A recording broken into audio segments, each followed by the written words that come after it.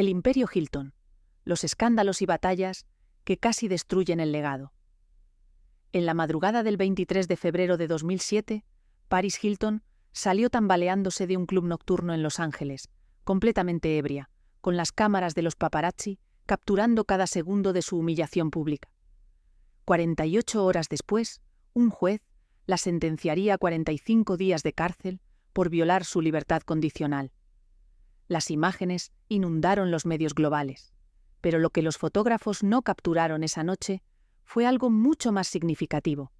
A miles de kilómetros de distancia, en la sala de juntas del piso 32 de la torre corporativa de Hilton en Beverly Hills, un grupo de ejecutivos observaba en silencio una presentación que mostraba algo aterrador. Las reservaciones en hoteles Hilton habían caído 17% en mercados clave. El valor de las acciones había perdido $400 millones en 3 semanas, y todo por culpa de una heredera de 26 años que ni siquiera trabajaba para la compañía. El CEO, Stephen Bollenbach, apretaba con tanta fuerza el bolígrafo entre sus dedos que el plástico comenzó a agrietarse. Porque en ese momento comprendió algo terrorífico. Habían pasado casi un siglo construyendo una reputación de excelencia y prestigio, y una sola persona, con su comportamiento autodestructivo, estaba destruyéndola en tiempo real, y no podían hacer absolutamente nada para detenerla. La historia que estás a punto de escuchar no es la historia oficial que Hilton Hotels Corporation quiere que conozcas. No es la narrativa pulida de éxito constante y crecimiento imparable. Es la historia de las batallas brutales, los errores catastróficos, las traiciones familiares, las crisis existenciales que casi borran el nombre Hilton del mapa mundial. Porque resulta que construir un imperio es la parte fácil. Lo verdaderamente difícil es mantenerlo cuando el mundo entero parece conspirar para destruirlo. Y nadie entendió esto mejor que los ejecutivos y herederos de Hilton, que pasaron décadas luchando contra amenazas que venían tanto de afuera como de adentro de su propia familia. Por cierto, si te apasionan estas historias de poder, dinero y legado, aquí descubrirás documentales sobre imperios familiares, fortunas ocultas y los secretos que marcaron el rumbo del mundo. Suscríbete y cada semana exploraremos juntos cómo el dinero construyó y destruyó grandes dinastías. Volvamos al tema. Todo comenzó a desmoronarse realmente en 1978, mucho antes de que Paris Hilton naciera, cuando un hombre llamado Barron Hilton enfrentó lo que él mismo describió después como la traición más dolorosa de mi vida profesional. Su padre, Conrad, había muerto el año anterior, y Barron finalmente tenía control total de la compañía que había esperado décadas para dirigir. Pero lo que descubrió al asumir completamente el mando lo dejó devastado. Resulta que varios miembros de la junta directiva, hombres en quienes Conrad había confiado durante años, habían estado trabajando secretamente con la cadena Marriott para orquestar una adquisición hostil de Hilton. Habían estado filtrando información financiera confidencial, identificando debilidades en la estructura de propiedad de Hilton, y básicamente vendiendo la compañía desde adentro.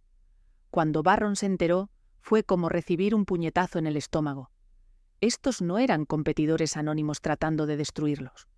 Eran hombres con quienes había cenado, con quienes había compartido confidencias, hombres que habían jurado lealtad a su padre. La batalla que siguió fue viciosa y personal. Barron inmediatamente convocó una reunión de emergencia de la Junta y confrontó a los traidores frente a todos. Según testigos presentes, fue una de las escenas más brutales que jamás habían presenciado en un contexto corporativo. Barron, normalmente tranquilo y diplomático, gritaba acusaciones mientras los acusados intentaban defenderse con excusas patéticas sobre hacer lo mejor para los accionistas. Pero Barron no estaba interesado en excusas. Los despidió a todos en el acto, arriesgando demandas masivas por despido injustificado. Y luego hizo algo que nadie esperaba. Llamó personalmente a Bill Marriott, el CEO de la cadena rival, y le dijo exactamente lo que pensaba de su intento de adquisición. La conversación, según los rumores que circularon después, fue tan profana y amenazante que Marriott eventualmente abandonó el intento de compra, no porque no pudiera lograrlo, sino porque Barron dejó claro que convertiría cada paso del proceso en una guerra mediática tan fea que destruiría la reputación de Marriott, incluso si ganaban. Pero esa victoria tuvo un costo. Porque al despedir a la mitad de la junta directiva y enemistarse públicamente con Marriott, Barron había enviado un mensaje a toda la industria. Hilton estaba vulnerable y sus líderes estaban dispuestos a priorizar el orgullo sobre la racionalidad empresarial. En Wall Street, eso era sangre en el agua. Inmediatamente, otros depredadores corporativos comenzaron a circular. Inversores activistas compraban grandes bloques de acciones de Hilton, exigiendo cambios drásticos en la gestión. Fondos de cobertura apostaban en contra de la compañía, prediciendo que el precio de las acciones colapsaría. Y los competidores, viendo debilidad, intensificaban su agresión en el mercado, robando clientes corporativos clave con descuentos masivos que Hilton no podía igualar sin destruir su rentabilidad. Fue durante este período caótico cuando Barron cometió uno de los errores más grandes de su carrera. Decidió diversificar agresivamente fuera del negocio hotelero principal. Su razonamiento era que Hilton necesitaba nuevas fuentes de ingresos para defenderse de futuras amenazas de adquisición. Así que, en 1980, autorizó la compra de una cadena de casinos en Nevada por $200 millones. Luego, en 1982, compró una compañía de cruceros por $150 millones más. Y en 1983, inexplicablemente, invirtió $100 millones en una empresa de arrendamiento de aviones. Cada una de estas adquisiciones fue justificada con presentaciones de PowerPoint impresionantes y proyecciones financieras optimistas. Pero la realidad fue que Hilton no tenía experiencia real en ninguno de esos negocios. Los casinos perdieron dinero desde el primer año. La compañía de cruceros enfrentaba problemas regulatorios constantes. Y el negocio de arrendamiento de aviones colapsó cuando las tasas de interés se dispararon a mediados de los 80. Para 1985, Hilton había quemado más de $400 millones en estas aventuras fallidas. El precio de las acciones había caído a la mitad. Los accionistas estaban furiosos. Y Barron, que había comenzado la década prometiendo restaurar la gloria de Hilton, ahora enfrentaba llamados para su propia remoción. Las reuniones de accionistas se convirtieron en zonas de guerra, donde inversores enojados gritaban acusaciones de incompetencia y malversación.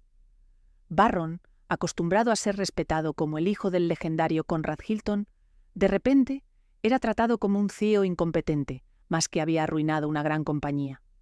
Era una humillación profunda y personal. Y lo peor era que sabía que las críticas eran en gran medida justificadas. Había cometido errores masivos. Había dejado que el ego nublara su juicio. Había ignorado las advertencias de sus propios asesores. Pero aquí es donde la historia se pone interesante, porque Barron hizo algo que lo redime al menos parcialmente. Reconoció sus errores y tomó medidas drásticas para corregirlos. En 1986 vendió los casinos absorbiendo pérdidas de $120 millones. Cerró el negocio de cruceros, perdiendo otros 80 millones. Liquidó el desastre del arrendamiento de aviones por centavos por dólar. En total, estas desinversiones costaron a Hilton más de 250 millones en pérdidas realizadas, pero también liberaron a la compañía para enfocarse nuevamente en lo que sabían hacer: operar hoteles. Barron emitió una carta pública a los accionistas admitiendo que había cometido errores de juicio, que había sobreestimado su capacidad de gestionar negocios fuera de su experiencia central, y que de ahora en adelante Hilton se concentraría exclusivamente en la hospitalidad. Fue un momento notable de humildad corporativa en una era donde los CEOs raramente admitían errores, y funcionó. Para 1988, Hilton había regresado a la rentabilidad. El precio de las acciones comenzó a recuperarse. Los analistas de Wall Street, impresionados por la disposición de Barron a cortar sus pérdidas, volvieron a recomendar la acción. Pero justo cuando parecía que Hilton finalmente había estabilizado el barco, apareció una nueva amenaza que casi los destruye por completo. La crisis de ahorros y préstamos que golpeó a Estados Unidos entre 1988 y 1995. Esta crisis, causada por préstamos imprudentes y fraude masivo en la industria de ahorros y préstamos, resultó en el colapso de más de 1.000 instituciones financieras. Y resultó que Hilton había financiado muchas de sus expansiones y renovaciones con préstamos de estas instituciones ahora quebradas. Cuando los bancos colapsaron, Sus activos, incluidos los préstamos de Hilton, fueron adquiridos por el gobierno federal a través de la Resolution Trust Corporation. Esto creó una situación kafkiana, donde Hilton de repente tenía al gobierno de Estados Unidos como su acreedor principal, y el gobierno, desesperado por recuperar algo del dinero de los contribuyentes perdido en la crisis, estaba exigiendo pagos inmediatos de préstamos que originalmente tenían calendarios de amortización de 20 o 30 años. Hilton simplemente no tenía el efectivo para cumplir con estas demandas. Enfrentaban la perspectiva muy real de una bancarrota forzada. Durante meses, en 1990 y 1991, los abogados de Hilton negociaban desesperadamente con burócratas federales, tratando de llegar a términos que permitieran a la compañía sobrevivir. Fue un periodo de estrés increíble, donde literalmente cada semana había una nueva crisis, una nueva demanda, una nueva amenaza existencial. Barron, ahora en sus 60 años, se veía una década más viejo, con el cabello completamente blanco y líneas profundas de preocupación marcadas permanentemente en su rostro. La salvación llegó de una fuente inesperada, un acuerdo negociado por Stephen Bollenbach, un ejecutivo brillante y despiadado que Barron había contratado como CFO en 1990. Bollenbach estructuró un trato complicado que involucraba refinanciar toda la deuda de Hilton a través de una emisión masiva de bonos de alto rendimiento, conocidos en la industria como bonos basura. Era arriesgado porque los intereses eran altos, pero le dio a Hilton el efectivo inmediato que necesitaban para pagar al gobierno y evitar la bancarrota. El trato se cerró en marzo de 1992 y Hilton sobrevivió. Pero ahora estaban cargados con miles de millones en deuda de alto interés que tendría que ser pagada durante los próximos años. Era como haber escapado de una casa en llamas solo para darse cuenta de que estabas gravemente quemado. Durante este mismo período, algo aún más extraño y perturbador estaba ocurriendo dentro de la familia Hilton. Una guerra abierta por la herencia de Conrad. Cuando Conrad murió en 1979, dejó la mayoría de su fortuna a la fundación Conrad N. Hilton, como mencioné antes. Pero varios de sus nietos, liderados por una coalición de descendientes de su primer matrimonio, desafiaron el testamento en los tribunales. Argumentaban que Conrad no estaba en su sano juicio cuando escribió el testamento, que había sido indebidamente influenciado por asesores religiosos y abogados, que nunca había querido realmente desheredar a su familia. La batalla legal se extendió durante años, consumiendo millones en honorarios legales y generando titulares embarazosos que dañaban la imagen de la familia Hilton como un clan unido y respetable. Barron se encontró en una posición imposible. Por un lado, estaba obligado a defender el testamento de su padre como albacea. Por otro lado, muchos de los demandantes eran sus propios sobrinos y sobrinas a quienes amaba. Las cenas familiares se convirtieron en asuntos tensos y silenciosos. Los cumpleaños y días festivos se celebraban en grupos separados porque nadie quería reunir a las facciones en guerra en la misma habitación. Eventualmente, en 1988, se llegó a un acuerdo fuera de los tribunales, donde los nietos recibieron herencias más grandes de lo que el testamento original especificaba, pero significativamente menos de lo que habían demandado. Nadie quedó satisfecho. La fundación recibió menos de lo que Conrad había querido. Los nietos recibieron menos de lo que sentían que merecían, y las relaciones familiares estaban irreparablemente dañadas. Era una lección brutal sobre cómo incluso las familias más ricas no son inmunes a los conflictos feos sobre dinero. Pero mientras los Hilton peleaban entre sí, sus competidores no estaban inactivos. Marriott, que había fallado en adquirir Hilton en los años 70, siguió creciendo agresivamente mediante adquisiciones. Compraron Renaissance Hotels en 1997. Compraron Ritz-Carlton en 1998. Para el año 2000, Marriott había superado a Hilton como la cadena hotelera más grande del mundo en términos de número de habitaciones. Esto fue un golpe psicológico masivo para Hilton, que durante décadas había sido el líder indiscutible. De repente, eran el número 2. Y el número 2 en cualquier industria es una posición precaria. Ya no puedes reclamar ser el mejor. Ya no puedes cobrar las primas de precio que viene con ser el líder del mercado. Eres solo otra gran compañía entre varias. Hilton respondió con su propia ola de adquisiciones. Compraron Promus Hotel Corporation en 1999 por $4.000 millones, agregando marcas como Embassy Suites, Hampton Inn y DoubleTree a su portafolio. Fue la adquisición más grande en la historia de Hilton, y duplicó el tamaño de la compañía casi de la noche a la mañana. Pero integrar todas estas nuevas propiedades y marcas fue un desastre logístico. Sistemas informáticos incompatibles, culturas corporativas que chocaban, duplicación de funciones administrativas, personal confundido sobre quién reportaba a quién. Durante 2 años fue un caos operativo que costó a Hilton cientos de millones en ineficiencias. Algunos analistas argumentaron que Hilton había pagado demasiado y había actuado por desesperación más que por estrategia sólida.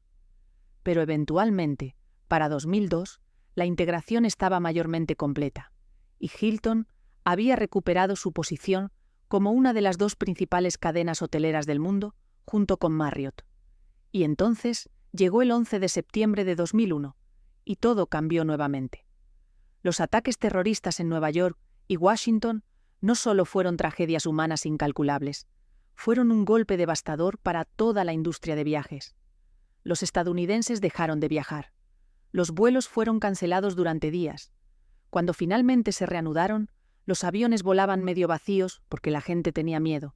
Y si la gente no volaba, no necesitaban hoteles. La ocupación en propiedades de Hilton cayó a niveles que no se habían visto desde la Gran Depresión. En las semanas inmediatamente posteriores al 11 de septiembre, algunos hoteles de Hilton tenían tasas de ocupación de menos del 10%. Era un desastre económico que amenazaba la viabilidad de toda la compañía. Pero esta vez, Hilton estaba mejor preparado. Los años de luchas, a través de crisis anteriores, les habían enseñado resiliencia. Implementaron recortes de costos inmediatos pero estratégicos. Ofrecieron paquetes de incentivos para retiro anticipado a empleados mayores. Renegociaron contratos con proveedores. Cerraron temporalmente propiedades en mercados especialmente afectados. Y sobre todo, esperaron, porque sabían, basándose en la historia, que eventualmente la gente volvería a viajar. Y tenían razón. Para mediados de 2002, la ocupación había comenzado a recuperarse. Para 2003, estaban casi de vuelta a niveles. Pre-11 de septiembre. La industria hotelera había sobrevivido otro golpe existencial.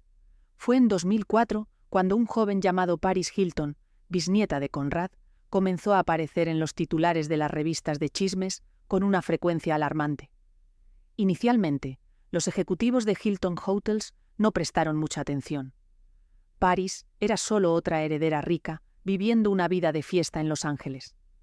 Había miles de ellas, pero entonces, en 2003, se filtró un video sexual de Paris con su novio de entonces, Rick Salomon.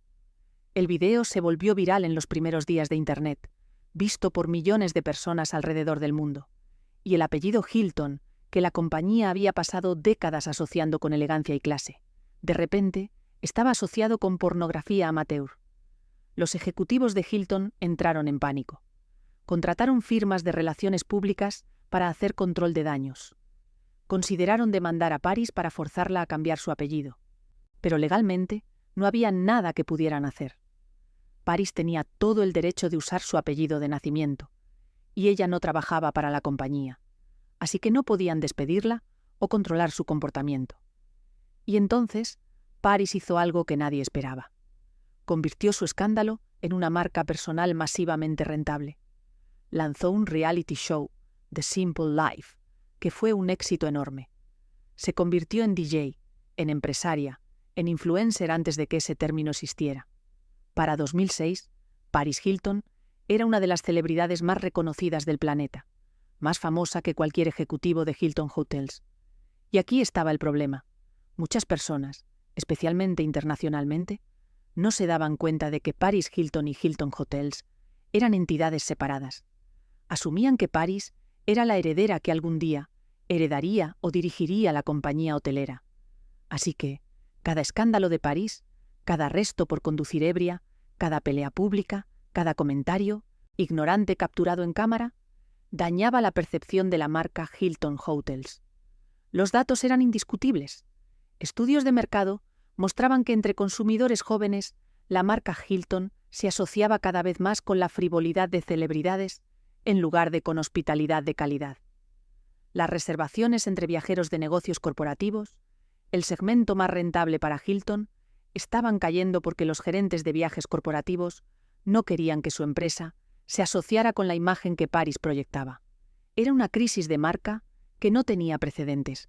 ¿Cómo combates contra una persona que comparte tu nombre pero sobre quien no tienes ningún control? Los ejecutivos de Hilton intentaron de todo. Lanzaron campañas publicitarias que enfatizaban su historia y herencia. Contrataron a celebridades respetables como portavoces. Aumentaron el patrocinio de eventos culturales y deportivos de prestigio. Pero nada funcionaba tan bien como necesitaban, y entonces Paris fue arrestada por conducir bajo la influencia en 2006 y sentenciada a cárcel en 2007, como mencioné al principio. Esa fue la crisis definitiva. Porque no era solo que Paris estaba manchando la marca con su comportamiento. Ahora era una convicta criminal.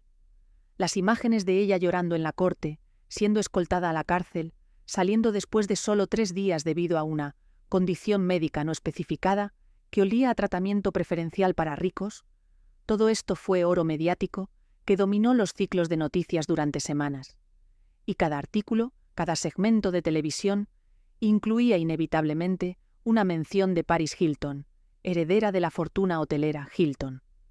La compañía vio sus cifras de reservaciones caer precipitadamente.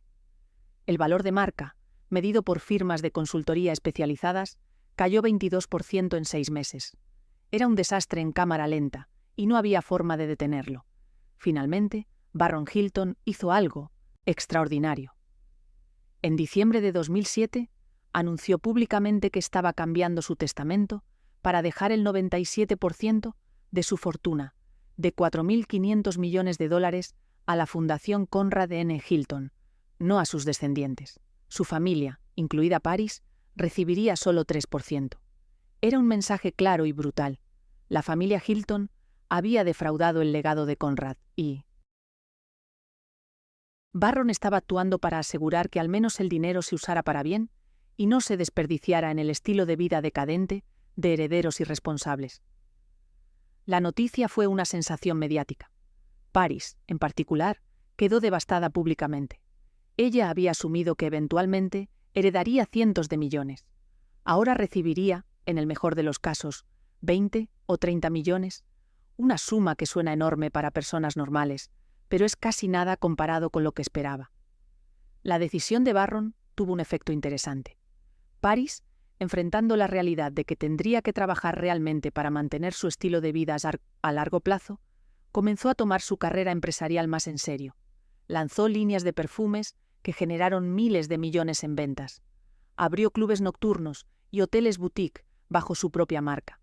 Básicamente, se convirtió en una empresaria legítima. Y a medida que su imagen personal evolucionaba de heredera fiestara a mujer de 1900 negocios exitosa, el daño a la marca Hilton Hotels comenzó a disminuir. No desapareció completamente, pero al menos se estabilizó. Para 2010, las reservaciones habían vuelto a niveles normales. La asociación negativa entre Paris y la compañía hotelera comenzaba a desvanecerse en la conciencia pública. La crisis había pasado, pero había costado cientos de millones en ingresos perdidos y daño de marca. Mientras tanto, en el frente competitivo, aparecía una amenaza completamente nueva que nadie en Hilton había anticipado: Airbnb. Fundada en 2008 por 3 emprendedores jóvenes en San Francisco, Airbnb comenzó como una forma para que las personas alquilaran colchones de aire en sus apartamentos a viajeros que necesitaban un lugar barato para quedarse. Era una idea, aparentemente tonta, que la mayoría de la industria hotelera, incluido Hilton, ignoró inicialmente. Pero Airbnb creció con una velocidad asombrosa. Para 2011 tenían 100.000 listados, en todo el mundo. Para 2015 tenían 1 millón. Para 2020 tenían más de 7 millones de listados en más de 220 países.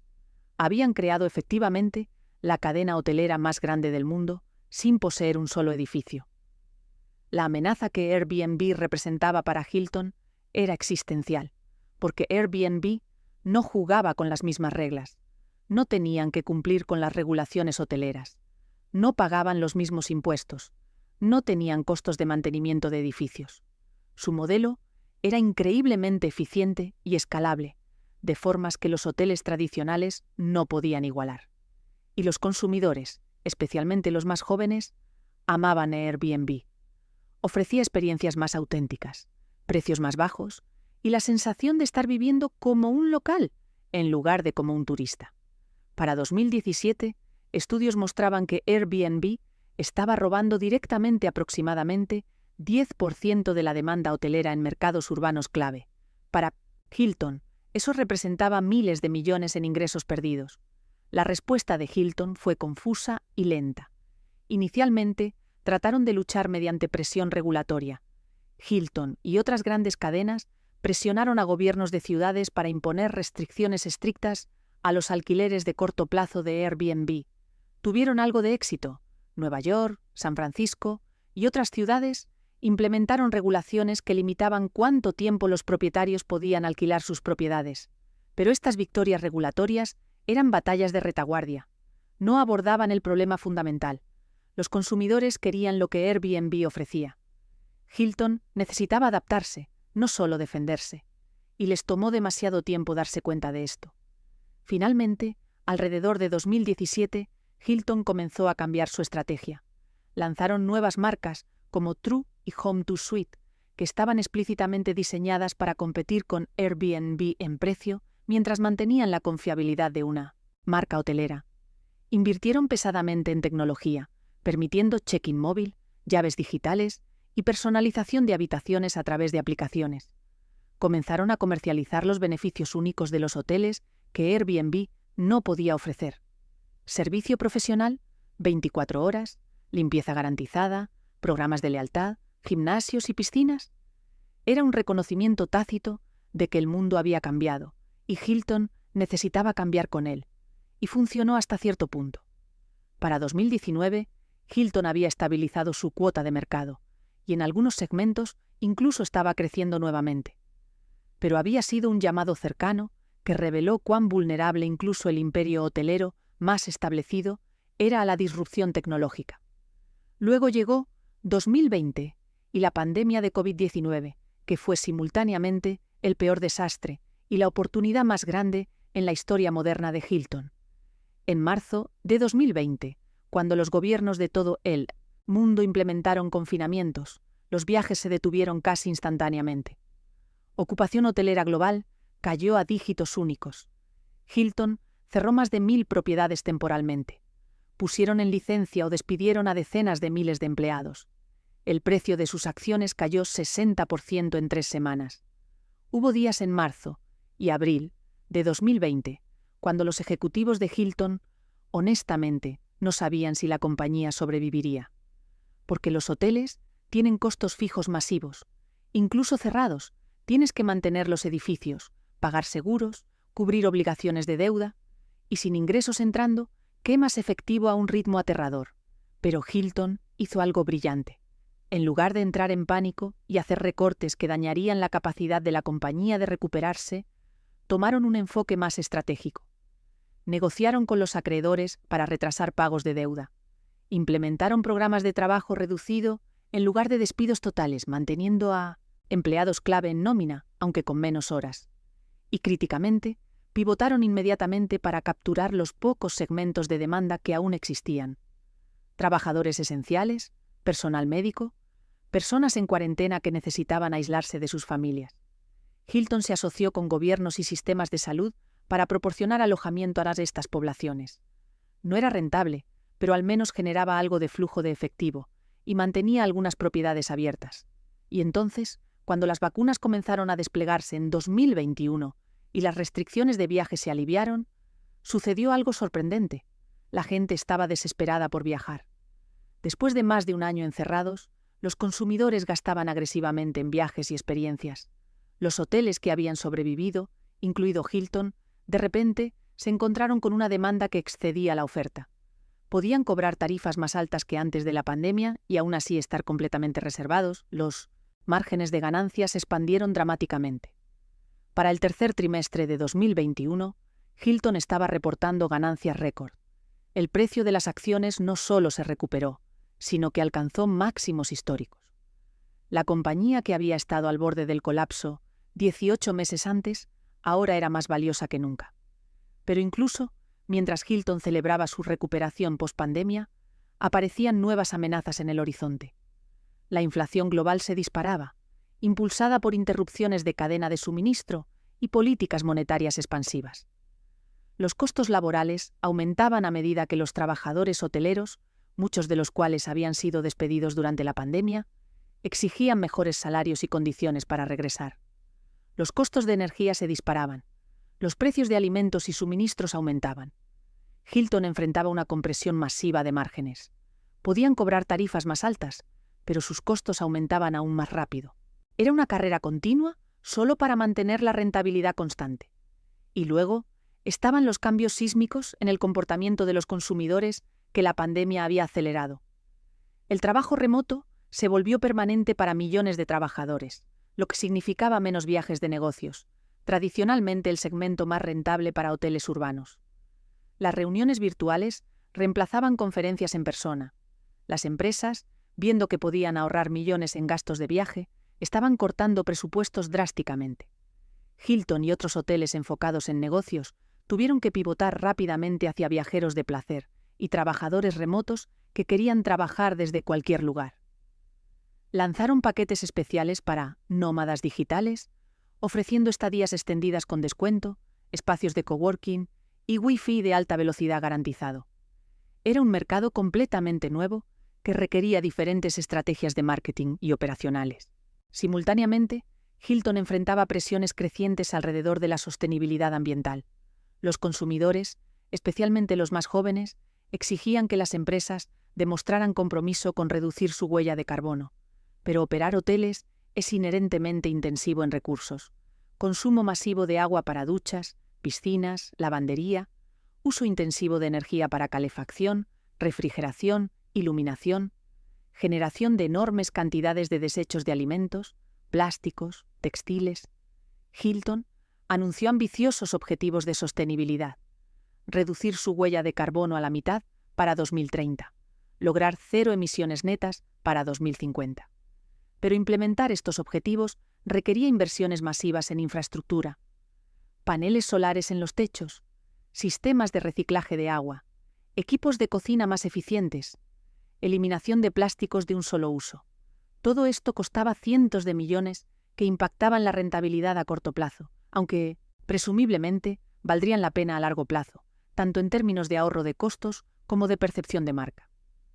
Otra batalla menos visible, pero igualmente importante, se libraba en el frente de la ciberseguridad, porque Hilton, como todas las grandes cadenas hoteleras, mantenía bases de datos masivas de información personal de clientes: nombres, direcciones, números de tarjetas de crédito, preferencias de viaje. Estos datos eran extremadamente valiosos tanto para la compañía como para los hackers. Y las violaciones de datos se habían vuelto alarmantemente comunes en la industria. Marriott sufrió una violación masiva en 2018 que expuso información personal de 500 millones de clientes. Otras cadenas enfrentaron ataques similares. Hilton invirtió cientos de millones en ciberseguridad, contratando equipos de expertos, implementando encriptación de nivel militar, realizando auditorías constantes. Hasta ahora habían tenido suerte. No habían sufrido una violación catastrófica. Pero era solo cuestión de tiempo antes de que los hackers encontraran una vulnerabilidad. Era una batalla sin fin contra adversarios invisibles que estaban mejorando constantemente sus técnicas. Y luego estaban las batallas culturales y políticas que Hilton tenía que navegar cuidadosamente. En 2017, cuando el presidente Trump implementó su controvertida prohibición de viajes a países de mayoría musulmana, Hilton se encontró en una posición imposible. Si se oponían públicamente a la prohibición, arriesgaban alienar a clientes conservadores y potencialmente enfrentar represalias del gobierno. Si permanecían en silencio, arriesgaban ser vistos como cómplices de discriminación religiosa. Finalmente, emitieron una declaración cautelosamente redactada, expresando preocupación por las políticas que podrían afectar los viajes internacionales, sin mencionar específicamente a Trump o la prohibición. Era el tipo de lenguaje corporativo cobarde que satisfacía a nadie pero evitaba ofender demasiado a cualquier bando. Situaciones similares surgían constantemente. Durante las protestas de Black Lives Matter en 2020, los empleados de Hilton exigían que la compañía tomara una postura pública contra el racismo. Pero algunos inversores y franquiciados se oponían a lo que veían como la compañía volviéndose demasiado política. Hilton intentó caminar por una línea media, emitiendo declaraciones de apoyo a la justicia racial mientras evitaba lenguaje o compromisos específicos que pudieran considerarse controvertidos. Nuevamente, era un acto de equilibrio cobarde, pero probablemente necesario para una corporación global que necesitaba operar en sociedades con valores muy diferentes. Las batallas legales también continuaban sin cesar. Hilton enfrentaba demandas constantes de empleados, alegando discriminación, acoso o condiciones de trabajo inseguras. Demandas de clientes que habían sido lesionados en propiedades de Hilton. Demandas de franquiciados que sentían que Hilton no estaba apoyándolos adecuadamente. Demandas de competidores alegando prácticas comerciales anticompetitivas. Disputas con gobiernos locales sobre impuestos y regulaciones. Los costos legales de Hilton ascendían a cientos de millones de dólares anualmente, solo para defenderse de este flujo constante de litigios. Era simplemente el costo de hacer negocios a escala global, pero no lo hacía menos frustrante o costoso. Uno de los casos legales más extraños involucró una disputa en 2018 sobre los derechos del nombre Hilton en China. Resultó que una compañía china había registrado Hilton como marca comercial en ciertas categorías de productos años antes de que Hilton Hotels expandiera agresivamente en China. Esta compañía ahora exigía que Hilton pagara regalías para usar su propio nombre en productos como amenidades de hotel y ropa de cama en propiedades chinas. Era absurdo, pero las leyes de marcas comerciales en China favorecían al primer registrante. Hilton eventualmente tuvo que llegar a un acuerdo pagando millones para recuperar derechos de uso completo de su propio nombre. Era el tipo de problema kafkiano que solo surge cuando operas en docenas de jurisdicciones legales diferentes con reglas contradictorias. Mientras tanto, la siguiente generación de la familia Hilton estaba creando su propio legado complicado. Nikki Hilton, hermana menor de Paris, había tomado un camino completamente diferente. Se casó con un miembro de la familia bancaria Rothschild, tuvo hijos y llevaba una vida relativamente discreta de alta sociedad. Rara vez generaba escándalos y ocasionalmente colaboraba con la marca hotelera Hilton en eventos de relaciones públicas. Era la heredera respetable que la compañía deseaba que Paris hubiera sido. Pero incluso Nikki reconocía la ironía. Paris, con todos sus escándalos, era mucho más famosa y había construido un imperio comercial personal mucho más grande que cualquier cosa que Nikki lograra. El mal comportamiento había resultado ser mejor para los negocios que la respetabilidad. La estructura corporativa de Hilton también había evolucionado de maneras complejas que reflejaban las realidades de la industria moderna. Ya no eran simplemente propietarios de hoteles. Cada vez más, operaban bajo un modelo de franquicia y gestión. Otras compañías poseían los edificios reales, mientras Hilton proporcionaba la marca, los sistemas de reservaciones, los estándares operativos y la experiencia de gestión. Esto tenía enormes ventajas. Reducía dramáticamente la cantidad de capital que Hilton necesitaba para crecer. Transfería muchos riesgos a los propietarios de propiedades y generaba flujos de ingresos estables a través de tarifas de franquicia y gestión. Pero también significaba que Hilton tenía menos control directo sobre la experiencia del cliente. Si un franquiciado cortaba esquinas en limpieza o mantenimiento, dañaba la marca Hilton incluso si la corporación no tenía culpa directa. Esta tensión entre la corporación y los franquiciados creaba conflictos constantes. Los franquiciados se quejaban de que las tarifas que Hilton cobraba eran demasiado altas y que los estándares requeridos eran demasiado costosos de mantener. Hilton argumentaba que los estándares eran necesarios para proteger el valor de la marca que beneficiaba a todos. Había negociaciones interminables, amenazas de demandas y ocasionalmente franquiciados que simplemente abandonaban el sistema Hilton y se rebautizaban como hoteles independientes. Cada deserción era una pequeña pérdida de territorio en la guerra constante por cuota de mercado. Y cuando múltiples franquiciados desertaban simultáneamente, como sucedió en 2013, cuando un grupo de franquiciados de Hampton Inn colectivamente amenazó con irse debido a disputas sobre renovaciones requeridas, se convertía en una crisis que requería intervención al más alto nivel de gestión. La innovación tecnológica se había convertido en un campo de batalla crítico, donde Hilton competía no solo contra otras cadenas hoteleras, sino contra gigantes tecnológicos. Google quería ser la plataforma donde los viajeros buscaban y reservaban hoteles. Amazon estaba experimentando con servicios de viaje. Facebook desarrollaba herramientas de planificación de viajes integradas en su plataforma. Estos gigantes tecnológicos tenían recursos que empequeñecían a toda la industria hotelera combinada. Hilton tuvo que decidir: ¿intentaban competir desarrollando su propia tecnología propietaria o se asociaban con las plataformas tecnológicas, aceptando un rol subordinado? Eligieron un enfoque híbrido. Invirtieron pesadamente en su propia aplicación móvil y sitio web, tratando de hacer las reservaciones directas tan fáciles y atractivas como fuera posible.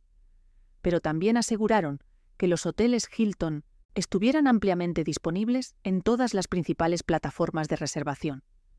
Era pragmático, pero significaba ceder cierto control sobre la experiencia del cliente y pagar comisiones que reducían márgenes. La inteligencia artificial y la automatización presentaban tanto oportunidades como amenazas. Hilton comenzó a experimentar con robots de conserjería en algunos hoteles, kioscos de auto-check-in y chatbots para servicio al cliente. Estas tecnologías podían reducir costos laborales significativamente, pero también arriesgaban eliminar el toque humano que supuestamente diferenciaba a los hoteles de opciones más baratas. Había un delicado equilibrio entre eficiencia y hospitalidad. Automatizar demasiado y pierdes el alma del servicio. Automatizar muy poco y no puedes competir en precio con alternativas más eficientes. Hilton todavía estaba tratando de descubrir ese equilibrio óptimo, y probablemente lo estaría durante años. Las presiones sobre el modelo de negocio tradicional de Hilton también venían de direcciones inesperadas. Empresas tecnológicas como WeWork estaban creando espacios de trabajo compartidos que incluían alojamiento temporal, difuminando las líneas entre oficinas y hoteles. Comunidades de co-living ofrecían alojamiento de largo plazo, con amenidades similares a hoteles, pero a precios mucho más bajos. Incluso compañías de cruceros estaban compitiendo por el mismo dólar de viaje que tradicionalmente iba a hoteles. El mercado se estaba fragmentando de maneras que hacían cada vez más difícil para cualquier jugador, incluso uno tan grande como Hilton, dominar. Y luego estaban las amenazas geopolíticas que se cernían constantemente. Cuando las relaciones entre Estados Unidos y China se tensaron durante las guerras comerciales de 2018 y 2019, Hilton, que tenía cientos de propiedades en China y había apostado fuertemente por el crecimiento continuo del mercado chino, se encontró atrapado en medio. El gobierno chino presionaba sutilmente a Hilton para que se distanciara de posiciones políticas estadounidenses. El gobierno estadounidense esperaba que las corporaciones americanas apoyaran la política exterior estadounidense. No había forma de satisfacer a ambos. Hilton trataba de mantenerse neutral, enfocándose en ser una compañía global, en lugar de una compañía americana. Pero esa distinción era cada vez más difícil de mantener en un mundo donde el nacionalismo estaba resurgiendo. La guerra en Ucrania, que comenzó en 2022, creó otro conjunto de dilemas. Hilton operaba hoteles tanto en Rusia como en Ucrania. Cuando Rusia invadió, la presión pública occidental exigía que las corporaciones se retiraran de Rusia como sanción. Hilton eventualmente anunció que suspendería nuevos desarrollos en Rusia, pero no cerraría hoteles existentes, argumentando que los empleados locales sufrirían injustamente. Fue criticado tanto por ir demasiado lejos como por no ir suficientemente lejos. Activistas ucranianos organizaron boicots. Algunos inversores vendieron acciones en protesta. Pero cerrar completamente las operaciones rusas habría costado cientos de millones y dejado a miles de empleados sin trabajo. Era otra situación sin ganar, donde cada opción tenía costos significativos. Internamente, Hilton también luchaba con cuestiones de diversidad e inclusión que se habían vuelto centrales en la cultura corporativa moderna. La compañía, históricamente, había sido dirigida casi exclusivamente por hombres blancos. La fuerza laboral en niveles inferiores era diversa, pero la alta dirección no lo era. Esto se volvió cada vez más inaceptable en los años 2010 y 2020. Hilton implementó programas agresivos de diversidad, estableció objetivos numéricos para contratar y promover mujeres y minorías, y proporcionó capacitación en prejuicios inconscientes. Hubo progreso. Para 2022, aproximadamente el 40% de la alta dirección de Hilton eran mujeres o minorías, un aumento dramático con respecto a décadas anteriores. Pero los críticos argumentaban que no era suficiente y que mucho del progreso era superficial, con mujeres y minorías ocupando roles de alto perfil, pero sin poder real.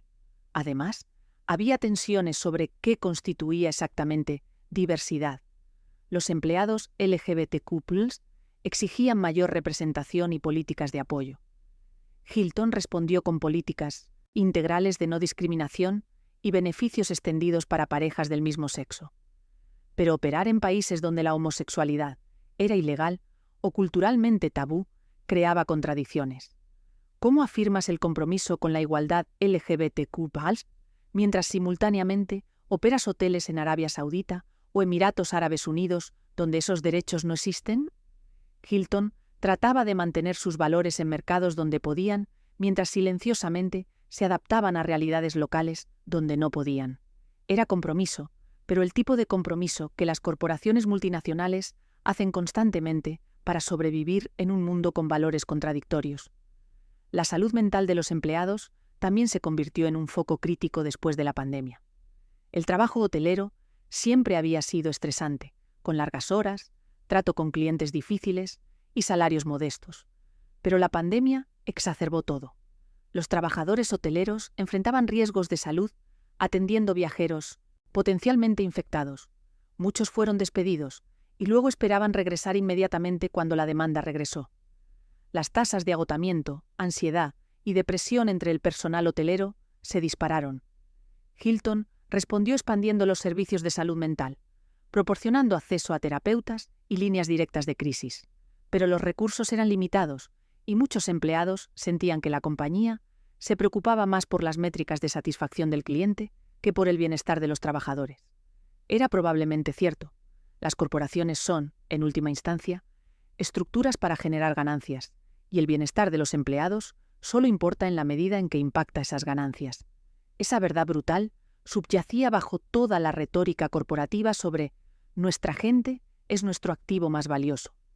Las adquisiciones y fusiones continuaban moldeando el panorama competitivo de formas impredecibles. En 2016, Marriott compró Starwood por $13.000 millones, creando el conglomerado hotelero más grande del mundo con 1,5 millones de habitaciones. Esto superaba a Hilton y elevaba la presión competitiva a nuevos niveles. Hilton consideró contraatacar con sus propias megaadquisiciones, pero las opciones eran limitadas. La mayoría de las grandes cadenas ya habían sido compradas.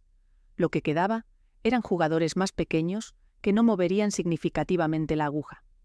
Así que en lugar de perseguir tamaño por el bien del tamaño, Hilton se enfocó en crecimiento orgánico, abriendo nuevas propiedades a un ritmo de aproximadamente 100 hoteles por año. Era menos llamativo que una mega adquisición, pero más sostenible y menos riesgoso. Otra dimensión de la guerra competitiva era el talento. Encontrar y retener gerentes y ejecutivos de calidad se había vuelto un desafío masivo. La industria hotelera no era conocida por pagar tan bien como finanzas, tecnología o consultoría. Los mejores talentos de escuelas de negocios generalmente no elegían carreras hoteleras. Esto significaba que Hilton tenía que desarrollar talento internamente, promoviendo personas desde dentro a través de programas de capacitación elaborados. Pero estos programas eran costosos y lentos. Tomaba años desarrollar un gerente general competente. Y justo cuando invertías años en capacitar a alguien, un competidor los reclutaba con un paquete salarial más grande. Era frustrante y costoso. Hilton respondió con cláusulas de no competencia, bonos de retención y planes de compensación de acciones diseñados para atar a los empleados, clave a la compañía. Pero estos mecanismos solo funcionaban hasta cierto punto. Si alguien realmente quería irse, encontraba una manera. La evolución de los programas de lealtad se había convertido en otra área de competencia feroz. Hilton Honors, Marriott Bonvoy y otros programas de lealtad competían agresivamente por miembros, ofreciendo beneficios cada vez más generosos para atraer y retener clientes. Noches gratis, mejoras de habitación, acceso a salones, puntos que podían canjearse por vuelos o mercancías. Estos programas eran increíblemente valiosos para generar lealtad, pero también eran increíblemente costosos. Cada noche gratis era una habitación que podría haberse vendido. Cada mejora gratuita era una habitación premium no monetizada. Los contadores de Hilton calculaban constantemente el valor de vida del cliente versus el costo de los beneficios de lealtad, tratando de encontrar el punto óptimo donde maximizaban la retención sin regalar demasiado. Era una ciencia compleja, con implicaciones de miles de millones de dólares. Los datos de estos programas de lealtad también se convirtieron en un activo estratégico increíblemente valioso. Hilton sabía qué clientes viajaban con qué frecuencia, a qué destinos, en qué épocas del año, con qué preferencias de habitación. Esta información permitía marketing hipersegmentado. Podían enviar ofertas personalizadas que tenían tasas de conversión mucho más altas que la publicidad masiva. Pero también planteaba preocupaciones de privacidad. Los clientes se sentían cada vez más incómodos con cuánto sabían las corporaciones sobre sus hábitos y preferencias. Regulaciones como el GDPR en Europa imponían restricciones estrictas sobre cómo se podían usar los datos de clientes. Hilton tuvo que equilibrar cuidadosamente la explotación de datos para ventaja comercial contra el respeto por la privacidad del cliente y el cumplimiento de regulaciones cambiantes. El cambio climático presentaba amenazas existenciales a largo plazo que Hilton apenas comenzaba a abordar seriamente. Muchas propiedades de Hilton estaban en ubicaciones costeras vulnerables al aumento del nivel del mar. Hoteles de resort en el Caribe enfrentaban riesgos crecientes de huracanes más intensos. Propiedades en áreas propensas a incendios forestales en California y Australia enfrentaban nuevos niveles de riesgo. El turismo de esquí, un segmento importante, estaba amenazado por el acortamiento de las temporadas de nieve. Estos no eran riesgos abstractos a 100 años en el futuro. Eran amenazas tangibles que ya estaban impactando operaciones. Hilton comenzó a incorporar consideraciones de riesgo climático en decisiones de inversión, evitando nuevos desarrollos en áreas de mayor riesgo, pero tenían miles de propiedades existentes que no podían simplemente abandonar. Tendrían que invertir miles de millones en medidas de adaptación, elevando edificios, reforzando estructuras, instalando sistemas de gestión de inundaciones. Era un costo masivo, sin retorno financiero directo, solo la esperanza de evitar pérdidas catastróficas futuras. Las relaciones laborales continuaban siendo un punto de fricción constante. El sindicato United Care, que representa a trabajadores hoteleros, organizaba regularmente campañas contra Hilton y otras grandes cadenas, exigiendo mejores salarios, cargas de trabajo más razonables y mayor seguridad laboral. Hubo huelgas en propiedades específicas de Hilton en San Francisco, Chicago y otras ciudades. Estas huelgas no solo costaban dinero directamente a través de interrupciones operativas, sino que también generaban publicidad negativa que dañaba la marca. Hilton generalmente prefería resolver disputas rápidamente en lugar de librar batallas prolongadas. Pero esto creaba un peligro moral, donde los trabajadores aprendían que amenazar con huelgas era efectivo, incentivando más confrontaciones futuras.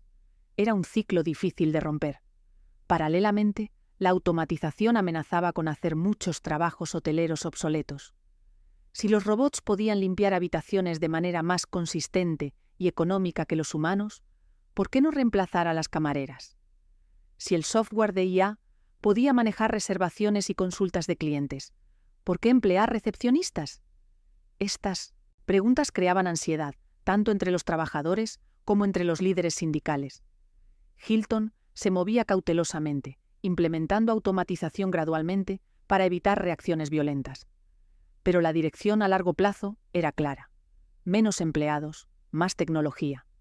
Era económicamente inevitable incluso, si era socialmente problemático. La experiencia del cliente también estaba evolucionando, de maneras que requerían inversión constante. Los viajeros modernos esperaban Wi-Fi ultra rápido en todas partes del hotel. Esperaban televisores inteligentes con acceso a sus cuentas de streaming personales. Esperaban puertos USB junto a cada cama. Esperaban aplicaciones móviles que controlaran la temperatura de la habitación, las cortinas, las luces. Cada una de estas expectativas requería actualizar infraestructura en miles de propiedades. El ciclo de actualización nunca terminaba porque la tecnología avanzaba más rápido que la vida útil de los equipos hoteleros. Televisión que era de última generación, en 2015 era obsoleta para 2020. Esto generaba costos de capital continuos masivos solo para mantenerse al día con las expectativas de los clientes. Las tendencias demográficas también estaban remodelando el mercado de maneras fundamentales. La población global estaba envejeciendo, particularmente en mercados desarrollados. Los viajeros mayores tenían necesidades y preferencias diferentes de los más jóvenes. Valoraban la comodidad y la conveniencia sobre el precio. Querían habitaciones tranquilas, camas cómodas, baños con características de accesibilidad. Hilton lanzó programas específicos dirigidos a este segmento demográfico. Pero simultáneamente necesitaban atraer a millennials y generación Z, que tenían expectativas completamente diferentes. Querían experiencias auténticas, sostenibilidad, espacios sociales, conectividad. Diseñar propiedades que apelaran a ambos grupos era un desafío formidable. Cada vez más, Hilton aceptaba que no podían ser todo para todos. Necesitaban marcas diferenciadas que sirvieran a segmentos específicos bien. La consolidación en la industria de agencias de viajes en línea también cambiaba la dinámica de poder. Expedia Group y Booking Holdings dominaban las reservaciones en línea, controlando aproximadamente el 80% del mercado. Esto les daba un poder de negociación tremendo. Podían exigir comisiones más altas de los hoteles. Podían degradar hoteles en resultados de búsqueda si no cooperaban. Hilton y otras grandes cadenas se sentían cada vez más como rehenes de estas plataformas. Intentaron crear una coalición de la industria para negociar colectivamente con las OTAs, pero las leyes antimonopolio hacían esto arriesgado. Intentaron impulsar reservaciones directas con garantías de mejor precio y beneficios exclusivos, con éxito limitado. La mayoría de los consumidores todavía preferían la conveniencia de comparar todas las opciones en una sola plataforma. Era una batalla que Hilton estaba perdiendo lentamente. Las crisis de salud pública, más allá del COVID, también creaban vulnerabilidades. Brotes de enfermedades transmitidas por alimentos en hoteles podían ser devastadores. En 2018, un brote de norovirus en un Hilton en Colorado enfermó a 200 huéspedes y generó semanas de cobertura mediática negativa. Aunque la fuente del brote probablemente fue un huésped infectado, en lugar de prácticas hoteleras deficientes, el daño reputacional fue significativo. Hilton tuvo que implementar protocolos de desinfección que excedían los requisitos regulatorios solo para restaurar la confianza del cliente. Estas crisis emergían impredeciblemente y requerían respuestas rápidas y costosas. Las fluctuaciones de divisas también añadían volatilidad a las ganancias internacionales de Hilton. Cuando el dólar estadounidense se fortalecía, las ganancias de propiedades internacionales valían menos cuando se convertían de vuelta a dólares. Hilton usaba instrumentos de cobertura financiera para mitigar estos riesgos, pero la cobertura perfecta era imposible. En 2015, cuando el dólar se fortaleció dramáticamente, las ganancias internacionales de Hilton cayeron cientos de millones simplemente por efectos de cambio de divisas, sin cambios en la actividad comercial subyacente. Esto frustró a los inversores que no entendían completamente la complejidad de las finanzas multinacionales. El precio de las acciones cayó, costando a Hilton miles de millones en capitalización de mercado, a pesar de que el negocio operativo iba bien. La gestión de reputación en línea se había convertido en una operación de tiempo completo. Hilton empleaba equipos dedicados que monitoreaban reseñas en TripAdvisor, Google y docenas de otros sitios. Respondían a reseñas negativas, tratando de resolver problemas y demostrar que la compañía se preocupaba. Pero era una batalla de Sísifo. Con millones de huéspedes anualmente, incluso una tasa de satisfacción del 99%, significaba decenas de miles de experiencias negativas que generaban reseñas malas. Y la psicología humana significaba que las personas con experiencias negativas eran mucho más propensas a escribir reseñas que las personas satisfechas. Esto sesgaba las percepciones injustamente negativas.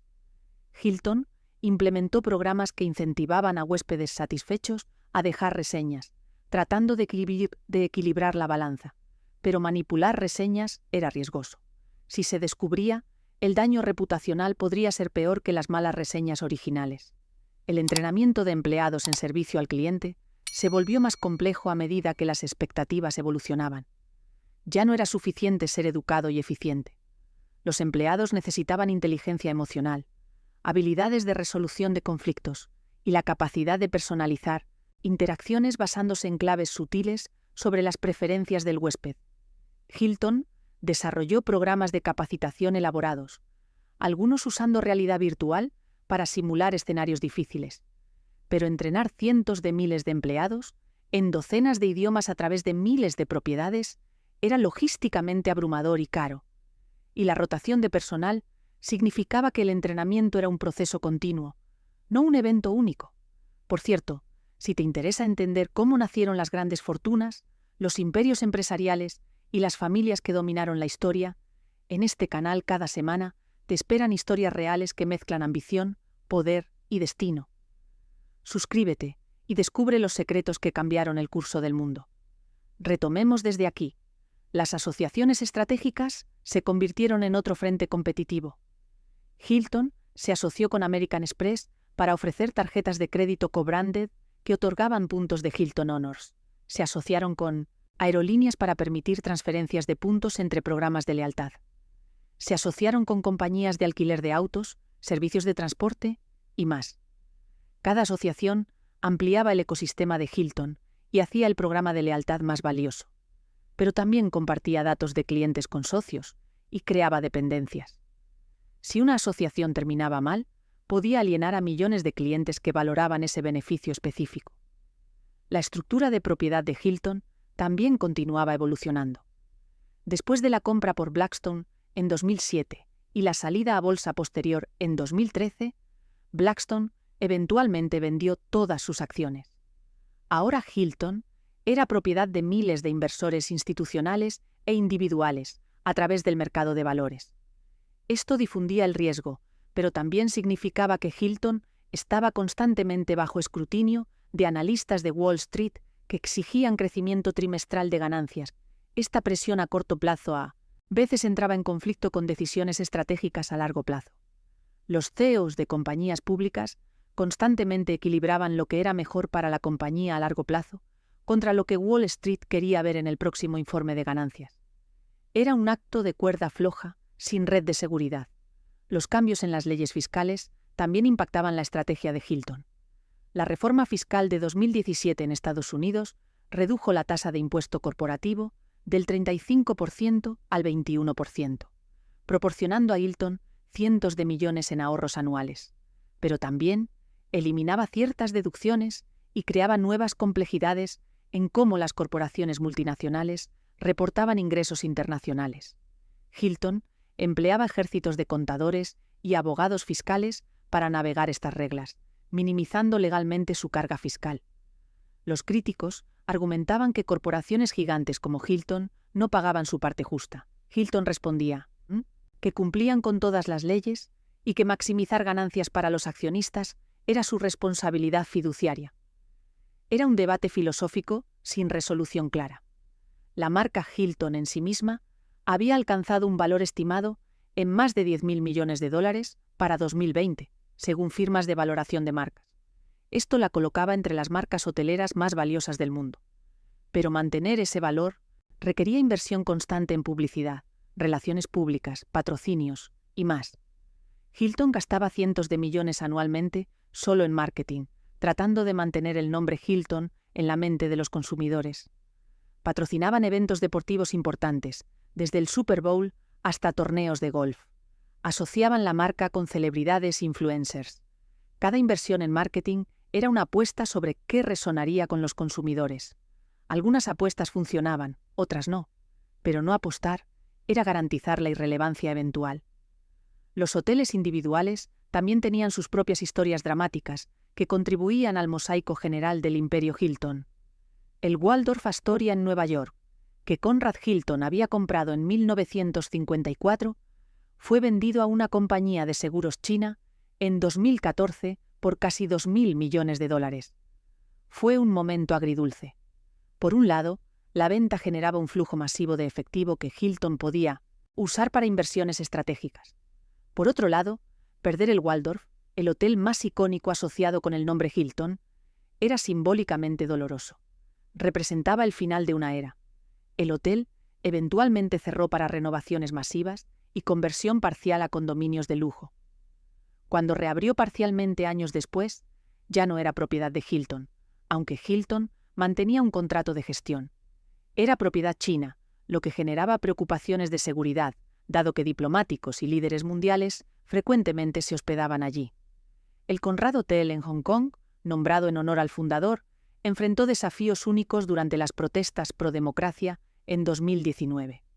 Manifestantes ocasionalmente se reunían en el lobby, viendo el hotel como un símbolo del capitalismo occidental que apoyaban contra el autoritarismo de Beijing. Pero cuando China impuso la Ley de Seguridad Nacional en 2020, de repente el hotel estaba en una posición precaria.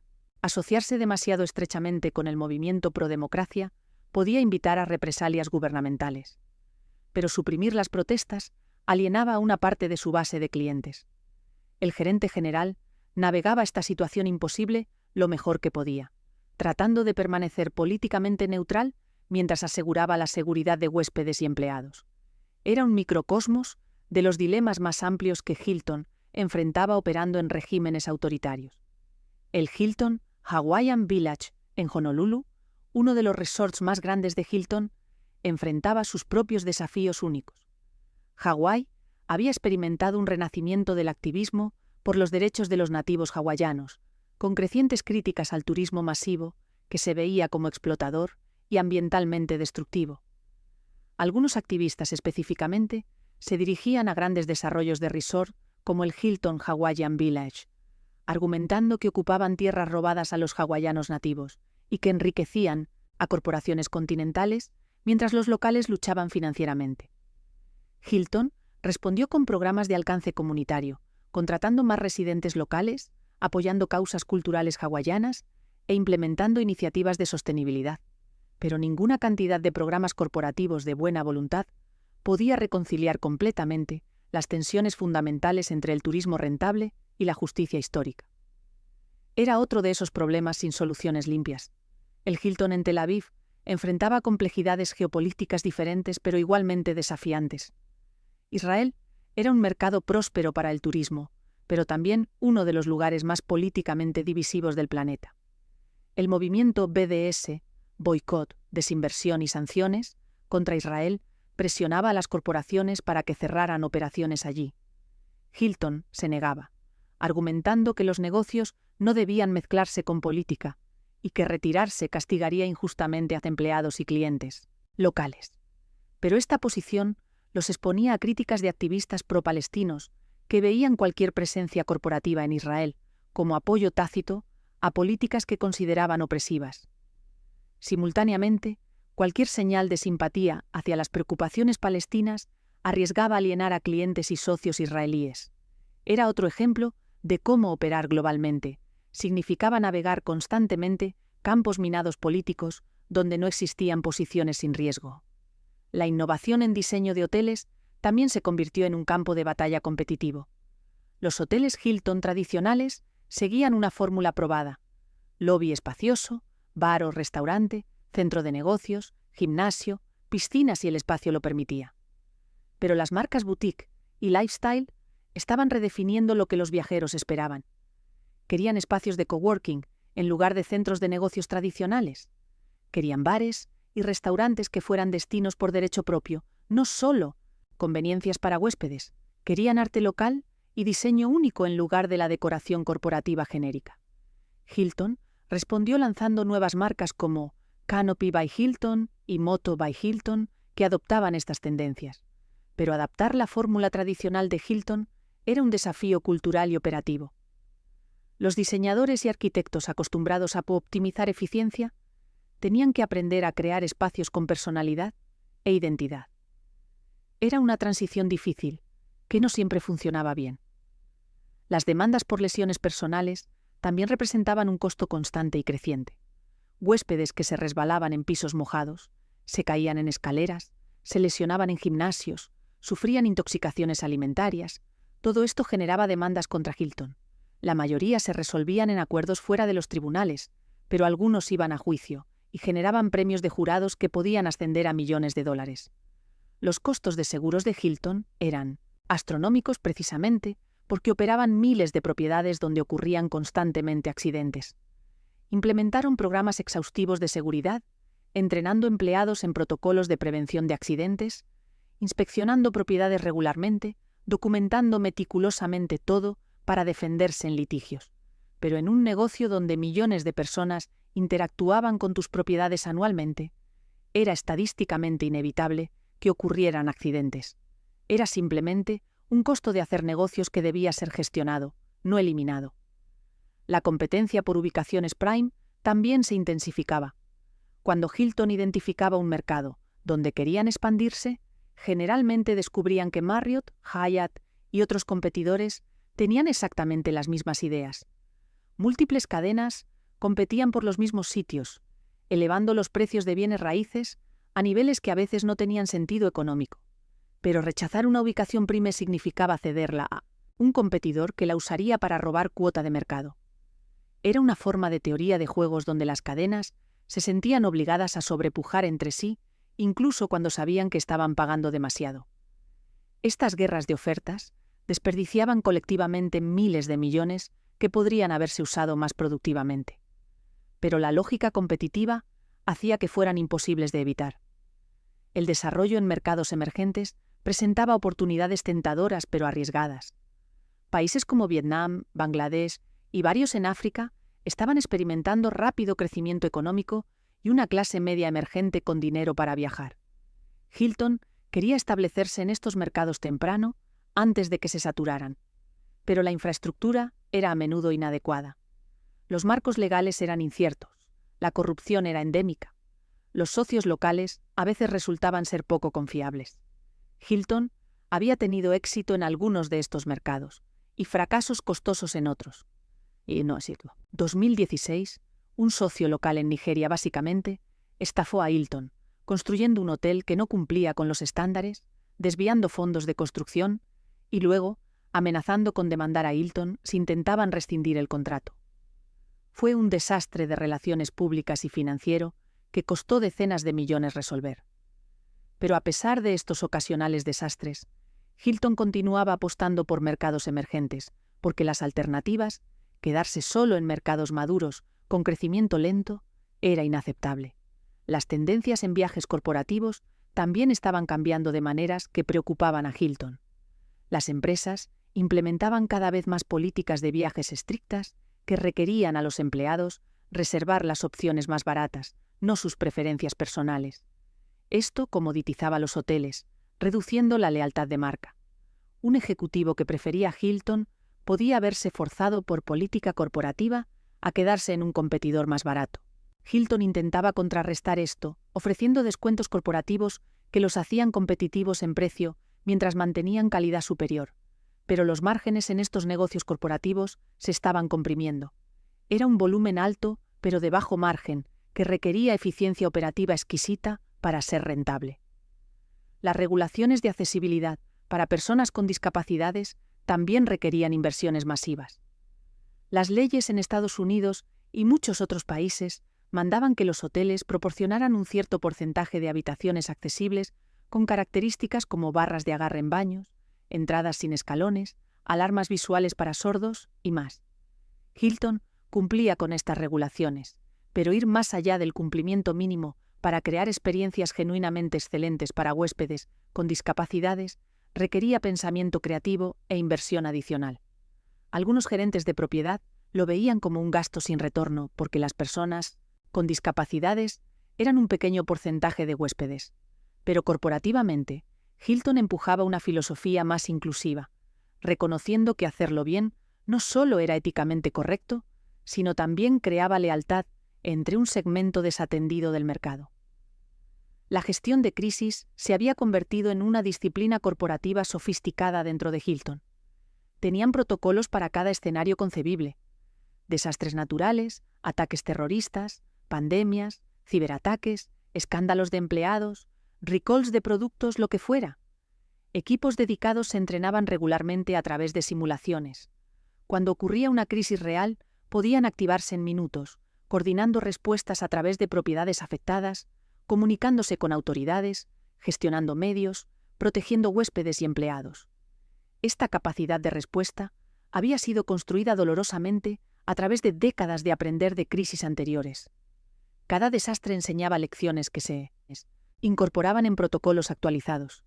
Era un proceso continuo de mejora que nunca terminaba, porque siempre aparecían nuevos tipos de crisis. El financiamiento de nuevos desarrollos también se había vuelto más complejo.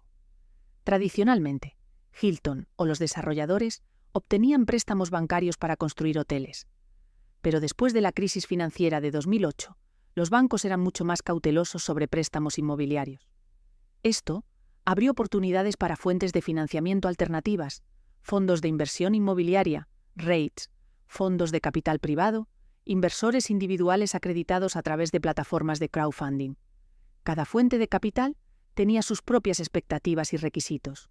Los REITs querían distribuciones de efectivo constantes. Los fondos de capital privado querían estrategias de salida claras con altos retornos. Los inversores de crowdfunding querían transparencia y comunicación regular. Gestionar todas estas diferentes fuentes de capital, mientras también ejecutaba la estrategia de negocios, era un acto de malabarismo que requería equipos financieros sofisticados. Las fluctuaciones en los precios de energía también impactaban significativamente la rentabilidad de Hilton. Los hoteles consumen cantidades masivas de electricidad, gas natural y agua. Cuando los precios de energía se disparaban, como sucedió en 2022, después de la guerra en Ucrania, los costos operativos se disparaban. Hilton no podía simplemente pasar estos costos a los clientes, aumentando las tarifas de habitación, porque el mercado solo soportaría ciertos precios. Tenían que absorber gran parte del aumento de costos a través de márgenes reducidos. Esto hacía que las inversiones en eficiencia energética fueran críticas. Paneles solares, sistemas HVAC de alta eficiencia, iluminación LED, sistemas de gestión de agua. Todo esto requería inversión inicial, pero generaba ahorros a largo plazo. Hilton estaba haciendo estas inversiones, pero actualizar miles de propiedades tomaba años y miles de millones de dólares. La evolución de los canales de distribución también continuaba remodelando el panorama. Mientras que las agencias de viajes en línea dominaban las reservaciones de consumidores, las reservaciones corporativas aún fluían en gran medida a través de agencias de viajes tradicionales especializadas en viajes de negocios. Estas agencias negociaban tarifas con las cadenas hoteleras en nombre de sus clientes corporativos. Tenían un poder de negociación considerable, porque controlaban volúmenes masivos de reservaciones. Hilton tenía que mantener relaciones estrechas con estas agencias, ofreciéndoles comisiones y términos favorables. Pero las agencias se estaban consolidando también, con unas pocas grandes manejando la mayoría del volumen de viajes corporativos. Esta consolidación en ambos lados del mercado, tanto hoteles como agencias, creaba una dinámica interesante, donde gigantes negociaban con gigantes, con menos espacio para jugadores más pequeños. La propiedad intelectual también se había convertido en un activo valioso, que Hilton defendía agresivamente. La marca Hilton, los logos, los colores corporativos, incluso elementos específicos de diseño de habitaciones, todo estaba protegido por marcas comerciales y patentes. Hilton empleaba equipos legales que constantemente rastreaban posibles infracciones. Si un hotel independiente en algún lugar del mundo usaba un nombre o diseño que se parecía demasiado a Hilton, recibían cartas de cese y desistimiento. La mayoría cumplían. Algunos peleaban, especialmente en jurisdicciones donde los derechos de propiedad intelectual eran débilmente aplicados. Hilton había librado batallas legales de años en países como China e India, tratando de detener imitadores. Ganaban algunas, perdían otras, pero no podían simplemente ignorar las infracciones porque eso debilitaría sus marcas, comerciales. Era otra batalla interminable que requería recursos constantes. Los cambios generacionales en el liderazgo corporativo también estaban trayendo nuevas perspectivas. Los ejecutivos que habían crecido en la era pre-Internet se estaban retirando, siendo reemplazados por líderes que eran nativos digitales. Estos líderes más jóvenes tenían diferentes intuiciones sobre tecnología, diferentes expectativas sobre equilibrio trabajo-vida, diferentes valores sobre responsabilidad social corporativa. Esto a veces creaba tensiones culturales dentro de la organización entre vieja guardia y nueva guardia, pero también inyectaba energía e ideas frescas. Hilton trataba de gestionar esta transición cuidadosamente, respetando la experiencia de los veteranos, mientras también empoderando a los líderes emergentes para innovar. Las presiones de los inversores activistas también se habían vuelto más intensas. Fondos de cobertura ocasionalmente acumulaban grandes posiciones en acciones de Hilton, y luego exigían cambios estratégicos, vender activos, devolver más efectivo a los accionistas, cambiar la estrategia de crecimiento, incluso reemplazar la gestión. Estas campañas activistas podían ser extremadamente disruptivas. Hilton tenía que gastar tiempo y recursos defendiendo sus estrategias, a veces haciendo concesiones para apaciguar a los activistas. En 2015, un fondo activista presionó a Hilton para que se dividiera en múltiples compañías separadas, argumentando que desbloquearía valor para los accionistas. Hilton resistió, argumentando que mantenerse unido proporcionaba sinergias valiosas. Eventualmente, llegaron a un compromiso donde Hilton escindió su negocio de franquicias como una entidad separada, pero mantuvo el resto integrado. Era el tipo de distracción costosa que la gestión habría preferido evitar, pero que era inevitable para una compañía pública. Las tendencias en arquitectura y construcción también impactaban los costos y cronogramas de desarrollo. Los edificios modernos requerían certificaciones ambientales como LEED, que agregaban costos pero también proporcionaban beneficios de marketing. Las regulaciones de construcción se volvían cada vez más estrictas, particularmente alrededor de eficiencia energética y accesibilidad. Los sindicatos de construcción en algunas ciudades agregaban costos laborales significativos, y los retrasos eran endémicos. Casi todos los grandes proyectos de construcción hotelera excedían el presupuesto y el cronograma. Hilton había mejorado en gestión de proyectos a través de los años, pero aún enfrentaban sobrecostos regulares del 10 al 20%. Estos sobrecostos reducían el retorno de inversión y a veces convertían proyectos que parecían atractivos en el papel en perdedores financieros en la realidad. El entrenamiento en diversidad cultural para empleados también se volvió crítico a medida que Hilton se expandía globalmente. Un empleado trabajando en un Hilton en Arabia Saudita necesitaba entender las normas culturales locales completamente diferentes de un empleado en Ámsterdam. El contacto físico, el contacto visual, los temas apropiados de conversación, todo variaba enormemente entre culturas. Los empleados que no entendían estas diferencias podían ofender inadvertidamente a los huéspedes. Hilton desarrolló programas de entrenamiento exhaustivos que cubrían las sutilezas culturales de los principales mercados donde operaban. Pero con empleados de literalmente cientos de países diferentes trabajando en propiedades alrededor del mundo, crear verdadera competencia cultural a través de toda la organización era una aspiración más que una realidad. Las alianzas entre cadenas hoteleras y marcas de estilo de vida también se multiplicaban. Hilton se asoció con marcas de moda para diseñar uniformes de empleados. Se asociaron con empresas de wellness para ofrecer programas de fitness y spa. Se asociaron con chefs famosos para crear conceptos de restaurantes. Cada asociación era una forma de diferenciarse y agregar valor percibido, pero también añadía complejidad. Cada socio tenía sus propias expectativas y requisitos. Coordinar entre múltiples socios a través de miles de propiedades requería habilidades de gestión de proyectos sofisticadas. Y si un socio creaba un escándalo o fallaba en entregar calidad, reflejaba mal en Hilton, incluso si no era su culpa directa. La privacidad de datos de empleados también se convirtió en una preocupación creciente. Hilton mantenía archivos extensos sobre empleados, información de nómina, evaluaciones de desempeño, registros disciplinarios, información de salud. Proteger esta información contra brechas era crítico tanto por razones legales como éticas. Empleados descontentos ocasionalmente filtraban información sensible. Hackers intentaban infiltrar sistemas de recursos humanos. Hilton invirtió pesadamente en ciberseguridad de recursos humanos, pero los riesgos permanecían. Una violación que expusiera información personal de cientos de miles de empleados sería catastrófica, no solo legalmente, sino también para la moral y la confianza de los empleados. Las relaciones con comunidades locales, donde operaban hoteles, requerían gestión cuidadosa.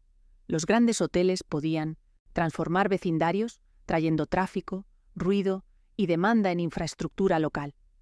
Los residentes a veces se oponían a nuevos desarrollos, preocupados por el impacto en su calidad de vida. Hilton aprendió que involucrar a las comunidades temprano en el proceso de desarrollo era esencial. Realizaban reuniones públicas, incorporaban retroalimentación en diseños, hacían compromisos sobre cosas como horas de construcción y flujo de tráfico. Cuando se hacía bien, convertía a comunidades potencialmente hostiles en socios de apoyo. Cuando se hacía mal, resultaba en batallas legales y de relaciones públicas que retrasaban o mataban proyectos. La filosofía corporativa de Hilton sobre equilibrio trabajo-vida también estaba evolucionando. Históricamente, el negocio hotelero exigía largas horas y disponibilidad constante, especialmente para gerentes, pero las generaciones más jóvenes rechazaban cada vez más esta expectativa. Querían carreras pero también vidas personales. Hilton experimentaba con horarios más flexibles, trabajo remoto para ciertos roles y políticas de licencia parental más generosas. Estas políticas ayudaban a reclutar y retener talento, pero también creaban desafíos operativos en un negocio que operaba 24 horas, 365 días al año. Encontrar el equilibrio correcto entre satisfacer las expectativas de los empleados y mantener operaciones efectivas era un desafío continuo sin soluciones perfectas. El impacto de las redes sociales en la experiencia de los huéspedes también era profundo. Los huéspedes ahora esperaban que sus habitaciones fueran instagrameables. Los hoteles diseñaban espacios pensando en cómo se verían en fotos de redes sociales. Murales fotogénicos, señalización llamativa, áreas de lobby con buena iluminación, todo se diseñaba para alentar a los huéspedes a compartir fotos, generando marketing orgánico gratuito. Algunos hoteles Hilton incluso contrataban gerentes de Instagram, cuyo trabajo era crear contenido atractivo y gestionar la presencia en redes sociales del hotel. Era una forma completamente nueva de pensar sobre el marketing que habría sido incomprensible una década antes. Las demandas de derechos de los animales también creaban nuevos desafíos. Más personas viajaban con animales de servicio y mascotas de apoyo emocional. Las leyes requerían que los hoteles acomodaran animales de servicio legítimos. Pero distinguir entre animales de servicio reales y mascotas regulares que las personas fraudulentamente afirmaban que eran animales de apoyo emocional era difícil. Hilton no podía simplemente rechazar animales porque arriesgaban demandas por discriminación por discapacidad, pero permitir animales sin verificación significaba que algunos huéspedes traían mascotas que causaban problemas: ladridos, suciedad, alergias para otros huéspedes. Hilton desarrolló protocolos de verificación tratando de equilibrar el acceso para aquellos que genuinamente necesitaban animales de servicio contra el abuso del sistema. Pero era una línea delicada que regularmente generaba quejas de ambos lados. La gestión del talento de nivel ejecutivo también se volvía más competitiva y costosa. Los mejores ejecutivos hoteleros eran cortejados agresivamente por múltiples cadenas. Los paquetes de compensación para CEOs y otros altos ejecutivos incluían salarios de millones más bonos, vinculados al desempeño, más opciones de acciones que podían valer decenas de millones. Los críticos argumentaban que estos paquetes eran excesivos, especialmente cuando los trabajadores de nivel de entrada ganaban salarios mínimos. Hilton defendía estos paquetes, argumentando que necesitaban pagar precios de mercado para atraer el mejor talento. Era parte de un debate más amplio sobre desigualdad de ingresos que no tenía resolución fácil. Los cambios en las preferencias de entretenimiento de los huéspedes también requerían adaptación. Las televisiones por cable tradicionales estaban siendo reemplazadas por servicios de streaming. Los huéspedes esperaban poder iniciar sesión en sus propias cuentas de Netflix, Hulu o Disney Plus en los televisores del hotel. Pero implementar sistemas que permitieran esto, mientras también protegían la privacidad y seguridad, era técnicamente complejo. Hilton estaba desplegando gradualmente televisores inteligentes con esta capacidad, pero requería actualizar miles de propiedades, y tan pronto como implementaban la última tecnología, aparecían nuevas plataformas de streaming que los huéspedes esperaban acceder. Las operaciones de alimentos y bebidas en los hoteles también estaban bajo presión. Tradicionalmente, los restaurantes de hotel tenían reputación de ser caros y mediocres. Los viajeros preferían cada vez más explorar opciones de comida local en lugar de comer en el hotel. Esto hacía a los restaurantes de hotel menos rentables. Hilton respondía de varias maneras. Algunos hoteles cerraban restaurantes tradicionales completamente, reemplazándolos con mercados de autoservicio o asociándose con marcas de restaurantes populares para operar espacios dentro del hotel. Otros redoblaban en crear experiencias de comida de destino que atraerían tanto a huéspedes como a residentes locales. El enfoque correcto variaba según la ubicación y el segmento de mercado. Pero los días de simplemente operar un restaurante de hotel genérico habían terminado. El impacto de la gentrificación también era un tema sensible. Cuando Hilton abría un hotel en un barrio urbano en desarrollo, a menudo era visto como un catalizador para la gentrificación que desplazaba a residentes de bajos ingresos.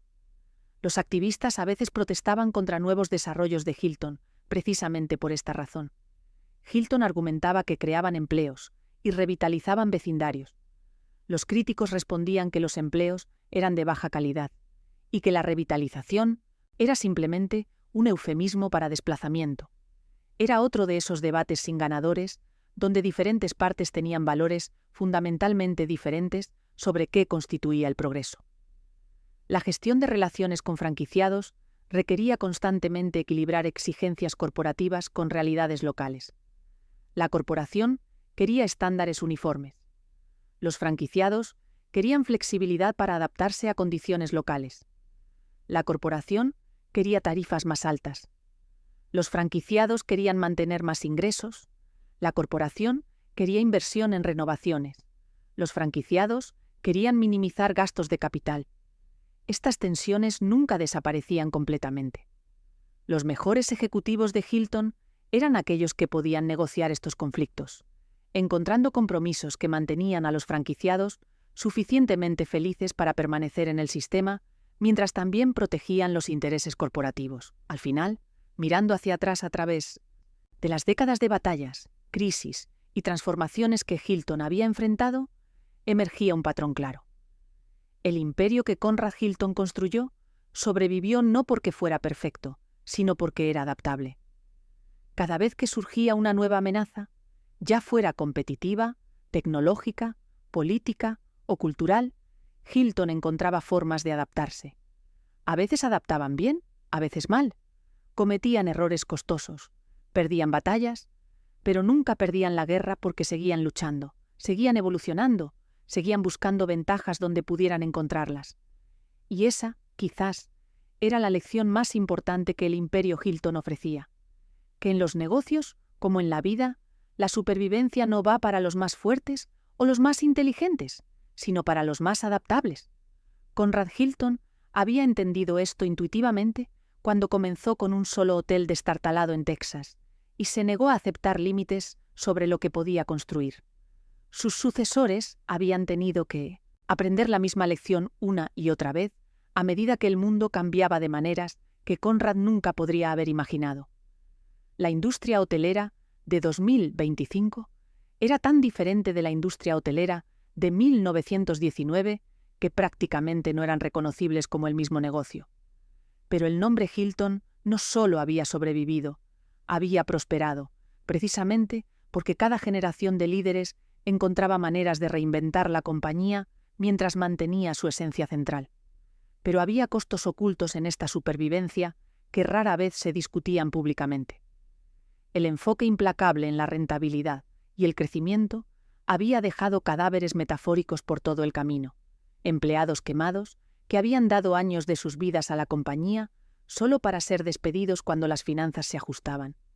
Pequeños hoteles independientes que habían sido destruidos por la competencia de Hilton. Comunidades que habían sido transformadas, no siempre para mejor, por el desarrollo hotelero. Familias, incluida la propia familia Hilton, que habían sido fracturadas por las presiones de mantener el imperio. Estos costos eran reales, aunque no aparecían en ningún balance corporativo, y planteaban preguntas incómodas sobre si el éxito valía su precio. Paris Hilton, irónicamente, había encontrado una forma de reconciliar estos conflictos en su propia vida. Para 2020 se había transformado completamente de la heredera escandalosa de principios de 2000 en una empresaria seria que había construido su propio imperio de $1.000 millones a través de perfumes, líneas de ropa, DJing y una presencia mediática cuidadosamente cultivada. Había escrito una autobiografía sorprendentemente reflexiva donde hablaba abiertamente sobre el trauma de haber sido enviada a escuelas de conducta abusivas cuando era adolescente, sobre cómo el video sexual filtrado la había devastado emocionalmente, sobre cómo había creado conscientemente una persona pública que protegía su yo privado, vulnerable. Era una historia de resiliencia y reinvención que, en cierto modo, reflejaba la historia del Imperio Hilton mismo. Ambos habían enfrentado crisis existenciales. Ambos habían sido dados por muertos. Ambos habían encontrado formas de sobrevivir y prosperar transformándose en algo nuevo. Y en 2024, cuando Paris se casó y tuvo su primer hijo, nombrado Phoenix, algo simbólico sucedió. Barron Hilton había muerto en 2019, dejando su fortuna a la caridad como había prometido. Los miembros mayores de la familia Hilton, que habían conocido a Conrad, estaban muriendo o envejeciendo hacia la irrelevancia. Paris, junto con sus hermanos y primos, representaban ahora el rostro público de la familia, y a diferencia de las generaciones anteriores que habían estado profundamente involucradas en el negocio hotelero, esta nueva generación había encontrado mayormente éxito fuera de él. Era un reconocimiento tácito de que el apellido Hilton tenía valor que trascendía cualquier negocio específico. Se había convertido en una marca en sí misma, asociada vagamente con lujo y éxito, que podía aplicarse a casi cualquier cosa. Hilton Hotels Corporation, mientras tanto, continuaba su evolución implacable. En 2023, anunciaron una asociación estratégica masiva con una compañía de inteligencia artificial para desarrollar sistemas de servicio al cliente predictivos. La idea era que la IA analizaría datos de millones de interacciones con clientes para anticipar necesidades antes de que los huéspedes las expresaran. Si un huésped siempre pedía almohadas extra, la IA aseguraría que estuvieran en la habitación antes del check-in. Si alguien típicamente hacía check-out temprano, la IA prepararía su factura con anticipación. Era el tipo de personalización a escala que Conrad Hilton había soñado, pero que solo ahora era tecnológicamente posible. Los primeros resultados eran prometedores, con tasas de satisfacción del cliente aumentando significativamente en propiedades piloto. Pero también generaba preocupaciones de privacidad sobre cuánto Hilton sabía sobre los hábitos de las personas. La sostenibilidad también se había movido desde ser un programa de relaciones públicas agradable a una prioridad operativa central. Para 2024, el cambio climático ya no era una amenaza abstracta futura, era una realidad presente que impactaba operaciones. Olas de calor extremo en Europa requerían aire acondicionado más potente, aumentando costos de energía. Sequías en California y otros lugares creaban escasez de agua que forzaban restricciones en el uso. Incendios forestales en Australia, California y el Mediterráneo directamente amenazaban propiedades. Hilton se dio cuenta de que la sostenibilidad no era solo éticamente correcta, sino existencialmente necesaria.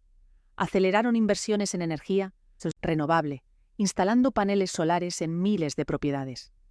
Implementaron sistemas sofisticados de captura y reciclaje de agua.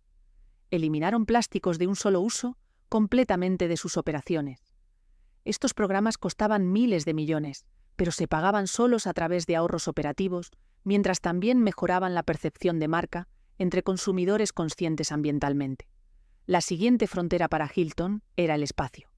Suena ridículo, pero en 2024 había discusiones serias dentro de la compañía sobre asociarse con empresas de turismo espacial emergentes para eventualmente operar hoteles en órbita o en la Luna. Era especulativo y estaba décadas en el futuro. Pero Hilton quería estar posicionado como líder cuando el turismo espacial se volviera viable. Habían registrado marcas comerciales relacionadas con el espacio y habían participado en conferencias de la industria. Los escépticos dentro de la compañía argumentaban que era una distracción. Los proponentes argumentaban que demostraba visión de futuro y generaba publicidad valiosa. Era exactamente el tipo de apuesta audaz que Conrad Hilton habría amado, el tipo de pensamiento ambicioso que había construido el imperio originalmente. Pero incluso mientras Hilton miraba hacia las estrellas, no podían ignorar los problemas terrenales que continuaban acosándolos. La escasez de mano de obra se había convertido en un problema crítico en muchos mercados. Después de la pandemia, muchos trabajadores hoteleros habían cambiado a otras industrias y no estaban interesados en regresar. Los salarios que Hilton estaba dispuesto a pagar no podían competir con trabajos de almacén en Amazon o Walmart que ofrecían compensación similar, pero menos interacción con el cliente y horarios más predecibles. Esto forzaba a Hilton a aumentar salarios significativamente, comprimiendo márgenes. También aceleraba la automatización, con robots limpiando pasillos y procesando lavandería, reduciendo la necesidad de mano de obra humana. Pero esto creaba su propio conjunto de problemas, con sindicatos oponiéndose ferozmente a cualquier tecnología que amenazara empleos. La fragmentación del mercado también continuaba acelerándose. Ya no era suficiente para Hilton tener unas pocas marcas. Para 2025 operaban 23 marcas distintas, cada una dirigida a un segmento específico del mercado. Waldorf Astoria para ultralujo, Conrad para lujo moderno, Hilton para premium tradicional, DoubleTree para mercado medio superior, Hampton para economía de calidad, y así sucesivamente. Cada marca tenía sus propios estándares de diseño, protocolos operativos y estrategias de marketing. Gestionar esta complejidad requería una organización corporativa masiva con miles de empleados solo en funciones de soporte. Los críticos argumentaban que Hilton se había sobrepasado, que tantas marcas creaban confusión y diluían el valor de la marca principal. Pero Hilton argumentaba que era necesario para capturar todos los segmentos posibles del mercado. Era una apuesta de miles de millones que solo el tiempo demostraría si era sabia. Las alianzas políticas también se volvían cada vez más complejas y arriesgadas. Cuando gobiernos implementaban políticas que Hilton apoyaba, como reducción de impuestos corporativos o regulaciones laborales más laxas, eran acusados de priorizar ganancias sobre personas. Cuando se oponían a políticas, como aranceles que aumentaban costos de bienes importados usados en sus hoteles, eran acusados de entrometerse en política. No había posición neutral. Hilton trataba de mantenerse lo más apolítico posible públicamente, mientras discretamente presionaba sobre temas que afectaban directamente su negocio. Pero en una era de redes sociales donde todo era público, mantener esta distinción era casi imposible. Antes de terminar, recuerda que creamos este canal con un propósito: rescatar las historias que revelan cómo el dinero y la ambición dieron forma a nuestra historia. Porque entender las grandes fortunas es entender el poder, la humanidad y sus sombras. Suscríbete y forma parte de esta comunidad que ama descubrir los secretos del pasado. A continuación seguimos. La siguiente generación de tecnología hotelera también estaba comenzando a emerger. Cosas como paredes de habitación reconfigurables que podían cambiar el tamaño de las habitaciones basándose en la demanda. Ventanas inteligentes que podían volverse opacas o transparentes con comandos de voz. Sistemas de control climático que aprendían las preferencias individuales y ajustaban automáticamente. Baños con espejos, de realidad aumentada que podían mostrar noticias o correos electrónicos mientras te afeitabas. Estas tecnologías estaban siendo probadas en propiedades piloto selectas. Algunas funcionaban brillantemente, otras eran problemáticas y frustraban a los huéspedes. Pero la dirección era clara. Los hoteles del futuro serían radicalmente diferentes de los hoteles del pasado, fusionando el espacio físico con capas digitales de formas que apenas podíamos imaginar. La gestión del legado también se convirtió en un foco estratégico para Hilton. Sabían que el nombre y la marca eran su activo más valioso.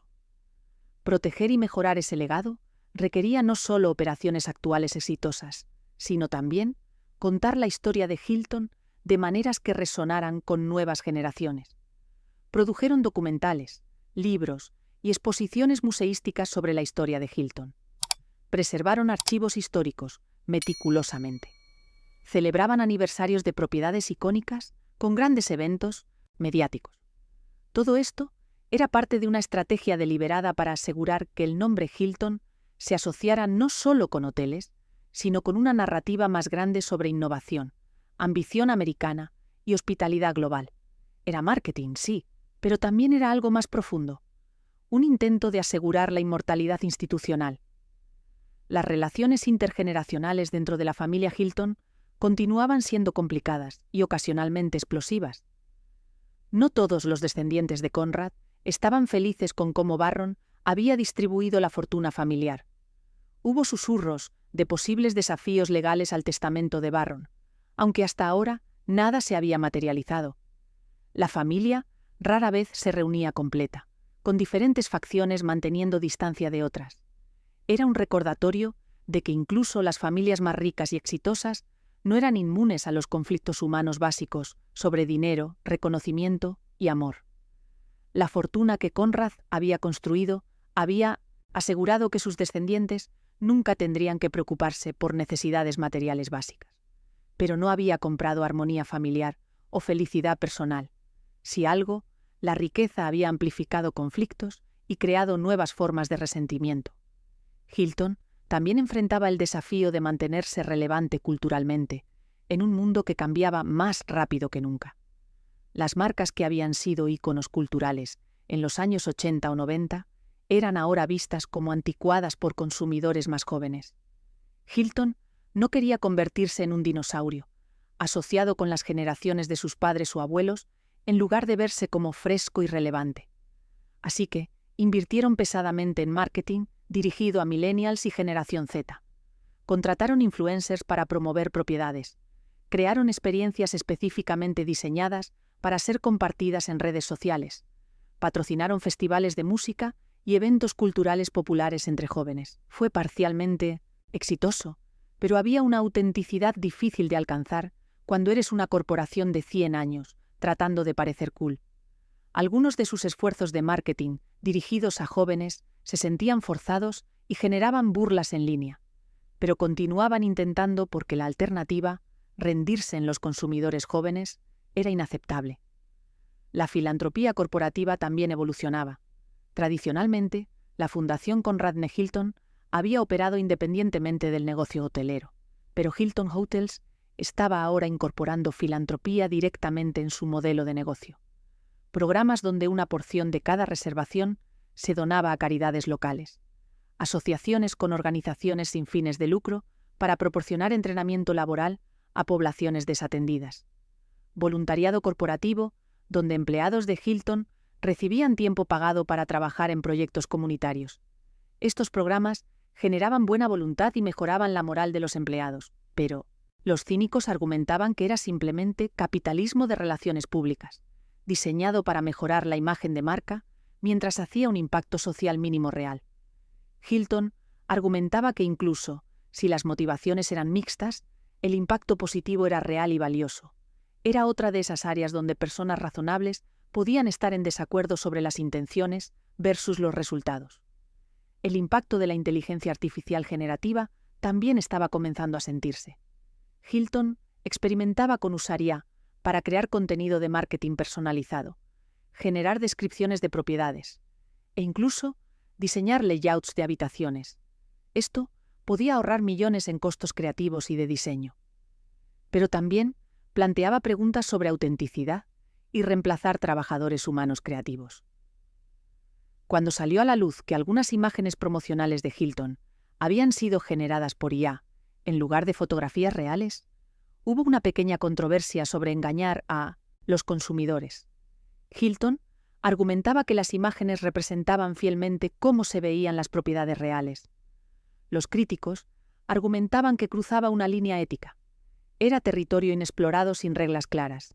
Y Hilton estaba navegando cuidadosamente, tratando de aprovechar el poder de la IA sin causar reacciones negativas. Las regulaciones de privacidad también continuaban endureciéndose globalmente. Europa había liderado con GDPR. California había seguido con su propia ley de privacidad. Otros estados y países estaban implementando regulaciones similares. Estas leyes requerían que Hilton fuera extremadamente cuidadoso sobre qué datos recopilaban, cómo los usaban y cómo los protegían. Los costos de cumplimiento eran masivos, requiriendo equipos dedicados de abogados de privacidad y tecnólogos. Pero también reconocían que las violaciones de privacidad podrían ser existencialmente dañinas. Si perdían la confianza de los consumidores alrededor de la privacidad de datos, las personas dejarían de reservar con ellos. Así que trataban el cumplimiento de privacidad no solo como una obligación legal, sino como un imperativo estratégico. La evolución de los métodos de pago también impactaba las operaciones. El efectivo estaba desapareciendo rápidamente, reemplazado por tarjetas de crédito, carteras móviles y criptomonedas. Hilton tuvo que invertir en sistemas de pago que aceptaran todas estas formas. Pero cada método tenía tarifas de transacción que reducían márgenes. Las tarjetas de crédito tomaban típicamente 2 a 3% de cada transacción. Las criptomonedas eran volátiles y presentaban riesgos de cumplimiento. Las carteras móviles requerían integraciones técnicas. Era otro ejemplo de cómo cambios aparentemente pequeños en el comportamiento del consumidor creaban complejidades operativas masivas para una corporación global. Las amenazas de ciberseguridad también continuaban escalando. Los ataques de ransomware contra corporaciones eran cada vez más comunes y sofisticados. Hilton invertía decenas de millones anualmente en ciberseguridad, empleando a algunos de los mejores expertos en seguridad del mundo. Realizaban simulacros regulares, donde hackers éticos intentaban infiltrar sus sistemas, identificando vulnerabilidades antes de que los malos actores pudieran explotarlas. Pero era una batalla continua, contra adversarios que estaban constantemente desarrollando nuevas técnicas. Un ataque exitoso, que desactivara los sistemas de reservaciones de Hilton, incluso por unos días, podría costar cientos de millones en ingresos perdidos. Así que trataban la ciberseguridad como una de sus mayores prioridades, aunque era mayormente invisible para los consumidores. El impacto del envejecimiento de la infraestructura física también era un desafío creciente. Muchas propiedades de Hilton tenían décadas de antigüedad. Los edificios viejos requerían más mantenimiento. Los sistemas mecánicos fallaban con más frecuencia. La estética se volvía anticuada. Hilton tenía que decidir constantemente si renovar propiedades existentes o cerrarlas y construir nuevas. Las renovaciones eran generalmente más baratas, pero limitadas por las estructuras existentes. Los nuevos builds eran más caros, pero permitían diseños modernos optimizados. Cada decisión involucraba millones de dólares y años de disrupción. Y con miles de propiedades en el portafolio, estas decisiones estaban siendo tomadas constantemente en paralelo en todo el mundo. La gestión de expectativas de los accionistas también requería comunicación sofisticada. Los inversores querían crecimiento, pero también rentabilidad. Querían expansión, pero también disciplina de capital. Querían innovación, pero también estabilidad. Equilibrar estas demandas contradictorias requería que el liderazgo de Hilton articulara claramente su estrategia y luego la ejecutara consistentemente. Las llamadas de monitoring, ganancias trimestrales con analistas, eran ejercicios de alto riesgo, donde cada palabra era escrutada. Una declaración imprudente podía hacer que el precio de las acciones cayera miles de millones. Así que los ejecutivos de Hilton eran entrenados extensamente en comunicaciones con inversores, ensayando respuestas a preguntas potenciales, aprendiendo a transmitir confianza sin hacer promesas que no podrían cumplir. La diversificación en servicios de hospitalidad, más allá de hoteles tradicionales, también era una frontera estratégica. Hilton había experimentado con alquileres vacacionales de lujo, bajo la marca Hilton Grand Vacations. Habían lanzado espacios de coworking en algunos hoteles urbanos para atraer a trabajadores remotos.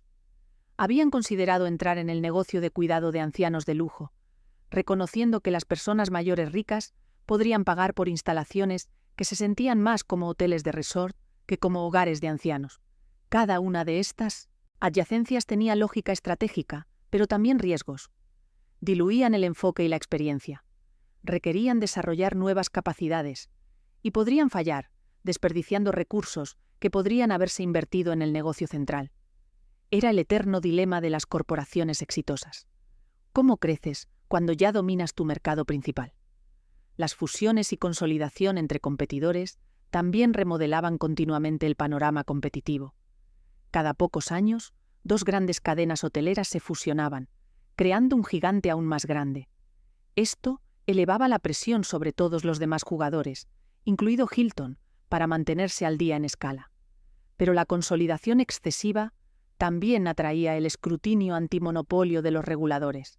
Había límites sobre cuán grande podía volverse cualquier cadena individual antes de que los gobiernos intervinieran. Hilton tenía que navegar cuidadosamente entre ser lo suficientemente grande para competir efectivamente, pero tan grande como para enfrentar desafíos regulatorios. La salud financiera de Hilton en 2025 era mixta. Los ingresos eran récord, superando los 12.000 millones de dólares anuales. Pero los márgenes de ganancia estaban bajo presión por el aumento de costos laborales, energéticos y de todo lo demás. La carga de deuda, aunque manejable, seguía siendo significativa. El precio de las acciones había superado el mercado en general durante los últimos años, recompensando a los inversores. Pero los analistas estaban divididos sobre las perspectivas futuras. Los alcistas argumentaban que Hilton estaba posicionado para beneficiarse del continuo crecimiento de los viajes globales, particularmente en mercados emergentes.